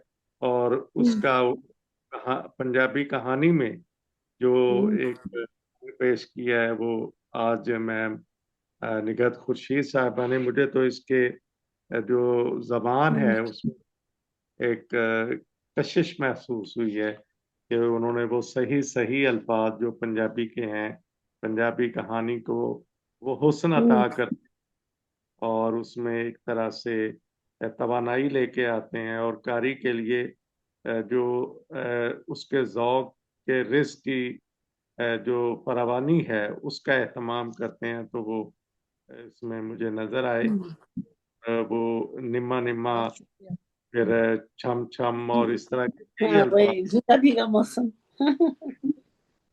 हमारे बच्चे तो से बहुत दूर हो गए बदकिस्मती से। हम पंजाबी घरों में पकवान बन पंजाबी रहे होते हैं, कढ़ाइयाँ और चढ़ी होती हैं, झूले पड़े होते हैं, बात सही है, हम पंजाबी पुरवाई चली होती है। ने अपने बच्चों को अपनी जबान से दूर कर दिया है। तो हमें क्या तरक्की करेंगी जो अपने बच्चों को पहले अंग्रेजी सिखाने की कोशिश करती हैं, नाकाम रहती हैं, फिर उतर आती हैं, और जब दोनों में नाकाम हो जाती हैं फिर पंजाबी का सहारा लेते हैं। हम एक तरह से दुई का शिकार है। ये बहुत बड़ा लिसानी मसला है कि हम जी जी तीन जबानों में जी रहे होते हैं। जी जी तीन जबानों में जी रहे हैं। हाँ एक तो आप मदरी जबान है, एक वो कौमी जबान है, वो जबान है जो हमारी जहनी गुलामी की अक्कासी करती है, वो अंग्रेजी है। हम जिस्मानी तौर पे तो आज़ाद हो गए, लेकिन जहनी गुलामी अभी तक हमारे अंदर से गई नहीं। तो बाहर मैं अपने मौजू से दूर नहीं होना चाहता। मैम ने आज बहुत ही उम्दा कहानी पेश की है, काश मैं इसे पढ़ सकता। तो पढ़ के जो लुत्फ आता है वो शायद उतना नहीं आता जितना इस्लाम शायर बज़बान शायर की तर्ज पे अफसाना निगार कहानीकार की जबानी सुन के आता, और मैंने तो इससे बहुत लुत्फ उठाया है। जीती रहे मैम, आपकी कहानियों में, आपकी कहानियों के मौज़ूआत में, उसकी जबान में, उसकी ट्रीटमेंट में और पेशकश में बहुत ही तवानाई है। बहुत ही अच्छा लगा जी। बहुत शुक्रिया। दिल का मौसम अजीब मौसम बहुत है। शुक्रिया डॉक्टर साहब। और मैं चाहूँगा कि आप प्रोग्राम के इख्तिताम पर इस प्रोग्राम का ओवरऑल जो एक रिव्यू वो भी आप दे दें, तो फिर हम आज की जो मुनफरद अंदाज से कहानी सुनाने वाली हैं वही आज मुनफरद दुआ भी कराएंगे इंशाल्लाह। तो है जी, अब 200 हम क्रॉस कर चुके हैं। ये वो हिंसा है जिसकी तमन्ना हर उस शख्स को रहती है कि वो 100 पे पहुंचे, उसके बाद 200 की तरफ निगाह होती है, और अब हमारा टारगेट जो है वो 300 का हिस्सा है। तो हम उस तरफ ही इंशाल्लाह जाएंगे तसलसल से। जी आप लोगों की वजह से है ना कामयाबी, आप लोगों की वजह है, वजह कामयाबी आप सब और इत्तेफाक देखें आपके बहुत कुछ सीखने का मौका मिलता है, नई बातें। हाँ, आप लोगों की सपोर्ट है अफगार। माशाल्लाह। और आज तो वो जबान जो हमारी मादरी जबान है उसके रंग भी हमें यहाँ एक और रंग से एक और लोग तो कहते हैं हर जबान हमारी है, जब हम पाकिस्तानी है तो हर जबान हमारी है। तो बड़ी खुशी हुई आज की तहरीरें सुन के, और मीर साहब और मैडम निगहत खुर्शीद और फिर साथ मैडम मुस्बीना शाहीन साहिबा ने, जो मैं सुन पाया हूँ, बहुत ही उम्दा तीनों तहरीरें थी। और के लिए गुलहाए तहनीयत पेश करता हूँ। आज मुझे नंबर याद नहीं है कि आज के प्रोग्राम का नंबर क्या है। बाहर का 201 आज 201 चल रहा है। 201 हो गया हाँ माशाल्लाह। जी, तीसरी सेंचुरी हो सेंचुरी अपने जी, और 2 हो इत्तेफाक चुकी है, देखें तीसरी कि जब 25 हुए थे, 50 हुए थे और हाँ। 70 प्रोग्राम हुआ था, 100 ہوا تھا، پھر ایسے ہی چلے جب جاتے 150 ہوا تو سارے پروگراموں میں ڈاکٹر شبیر احمد قاری صاحب کی ہی ہیں۔ صدارت میں سالگرہ میں آرام میں نا مٹھائی بھی تو بانٹ رہے ہیں نا۔ ہاں انشاءاللہ آپ بھی آ رہی ہیں نا، تو آپ ہی کو انشاءاللہ جب ملاقات ہوگی زمینی مشاعرے میں ڈاکٹر مٹھائی صاحب بن سے، دے گی ڈاکٹر نگر صاحبہ سے بھی ہوگی انشاءاللہ، ساجد بھائی کو بھی بلائیں گے ہم، اور ڈاکٹر شبیر صاحب کو انشاءاللہ لاہور بلائیں گے، تو انشاءاللہ۔ ہاں انشاءاللہ اور آپ سے مٹھائی بھی ملاقات بانٹے سب گی۔ ہاں انشاءاللہ مٹھائیاں مٹھائیاں ہاں لاہور نا کی مٹھائیاں اور ربینہ شہین کی دعائیاں۔ بہت چلے اللہ تکلیف خوش آباد رکھے سب کو، 2.5 کلو کے ڈبے سب پڑھے لکھے ماحول ہے ماشاءاللہ میرے کتنا اچھا۔ ہاتھ سے تشبیہ نہ دے، میرا ہاتھ بہت چھوٹا سا ہے، یہ 2.5 کلو ہاں کا نہیں ہے۔ نہیں اس کا تو آرٹسٹک ہینڈ ہے، وہ اتنی پیاری مطلب شاعرہ بھی ہے، وہ ادیبہ بھی ہے ماشاءاللہ، اس کا ہاتھ تو دیکھو بالکل یہ آرٹسٹک ہینڈ ہے اس کا۔ ہاں ابھی انہوں نے اس ہاتھ سے برگر کا درخت اٹھایا ہے۔ نہیں میں نے کوئی نہیں اٹھایا۔ نہیں میری یقین ہی نہیں آ رہا۔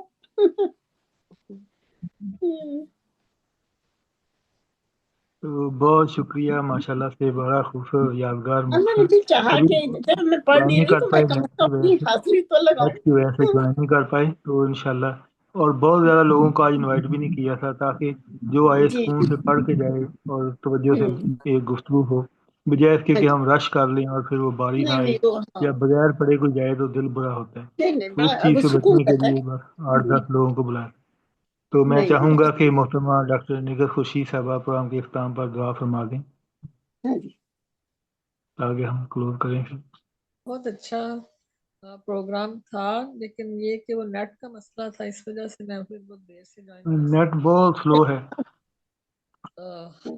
چلیں چلے اللہ آئی تو تعالیٰ تندرستی اتنا دے خوبصورت جو مین کام تھا وہ تو ہو گیا نا، کہ خوبصورت آپ نے سنائی ماشاءاللہ سے افسانہ، مین کام تو ہو گیا۔ کہانی سنانا چاہتی ہوں ایک اور اس میں شبیر صاحب کا سنجیدہ ہم تبصرہ ماشاءاللہ۔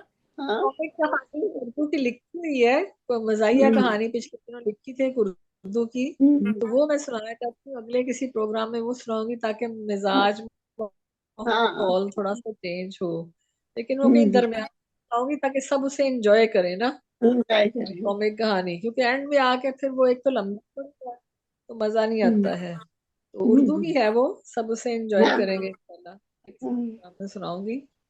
جی جی چلیں اللہ تعالیٰ آپ سب کو تندرستی دے، ہاں زندگی وہ دے۔ سنانے بسم کا اللہ لہجہ الرحمن بہت اچھا الرحیم۔ ہے۔ ہاں جس طرح سے موسم کا بیان کر رہی تھی نا، لہجہ بھیگا بھیگا موسم ہو رہا تھا آپ کا۔ جب ڈاکٹر نگر خورشید صاحبہ کہتی نا خورے خورے، دل کرتا ہے پھر شیخو پورا جا کے سنے خورے۔ میں جب کراچی گئی تھی، کب گئی تھی، 2000 میں شاید، تو وہاں پہ جو اردو اسپیکنگ لوگ تھے نا، وہ مجھے کہتے تھے آپ پٹھان ہوتے ہیں، آپ اردو پہلے ایک کہتے تھے آپ اردو بہت اچھی بولتی ہیں، آپ اردو اسپیکنگ ہے؟ میں نے کہا نہیں اردو اسپیکنگ تو نہیں ہوں، میں نے کہا میں نے اچھے استادوں سے ضرور پڑھا ہے، میری جو ٹیچرز تھی وہ اردو اسپیکنگ تھی، میٹرک میں بھی اور ایف ایس سی میں بھی اردو اسپیکنگ تھی دونوں، تو ان سے بڑا اچھا اردو ہم نے سیکھا۔ تو اسی طرح سے شاور گئی تو کہتے ہیں کہ آپ پٹھان ہوتے ہیں، میں نے کہا نہیں پٹھان تو نہیں۔ تو بس جس جہاں جاؤ وہاں کے پٹھان دیش میں ہوتے رہو، ہیں، صحیح سے کہیں بنتا یہ نہیں کہا وہی رنگ پٹھان چڑھ جاتا ہے۔ پٹھان ہوتی ہے۔ نہیں پٹھان ہوتا ہے، آپ پٹھان ہوتا ہے۔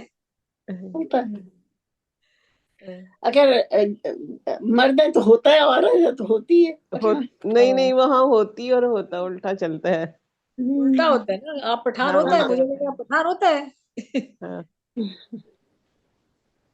اچھا جی، چلیں اللہ تعالیٰ ہم سب کو اسی طرح سے ہنستا مسکراتا رکھے اور ہے وہ خوشیاں حاصل کریں، خوشیاں بانٹیں، خوشیاں بالکل سیکھیں، جی، اور خوشیاں جو ہے خوشیاں رہیں۔ آمین۔ آمین۔ الحمد للہ رب العالمین الرحمن الرحیم مالک یوم الدین ایاک نعبد و ایاک نستعین اہدنا الصراط المستقیم صراط الذین انعمت علیہم غیر المغضوب علیہم ولا الضالین آمین۔ اللہ تعالیٰ ہمیں اس پروگرام میں جتنے بھی لوگ آتے ہیں ان سب کو، اور جو اس پروگرام کو سنتے ہیں ان سب کو صحت مند تندرست زندگی عطا فرمائے۔ آمین سبحان آمین۔ اللہ تعالیٰ ہمیں اپنے پیارے اور برگزیدہ بندوں میں شامل کر لے۔ اللہ اللہ تعالیٰ آمین۔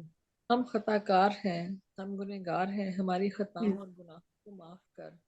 اللہ تعالیٰ ہمیں صحت مند تندرست زندگی کی نعمتیں عطا کر۔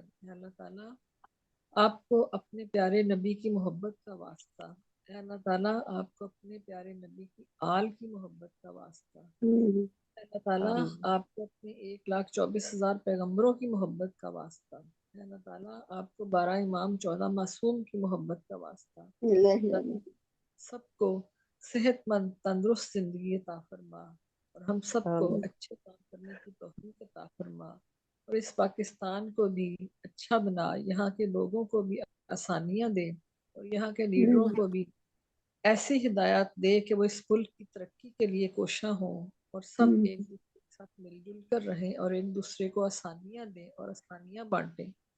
وآخر دعوانا ان الحمدللہ رب العالمین۔ آمین۔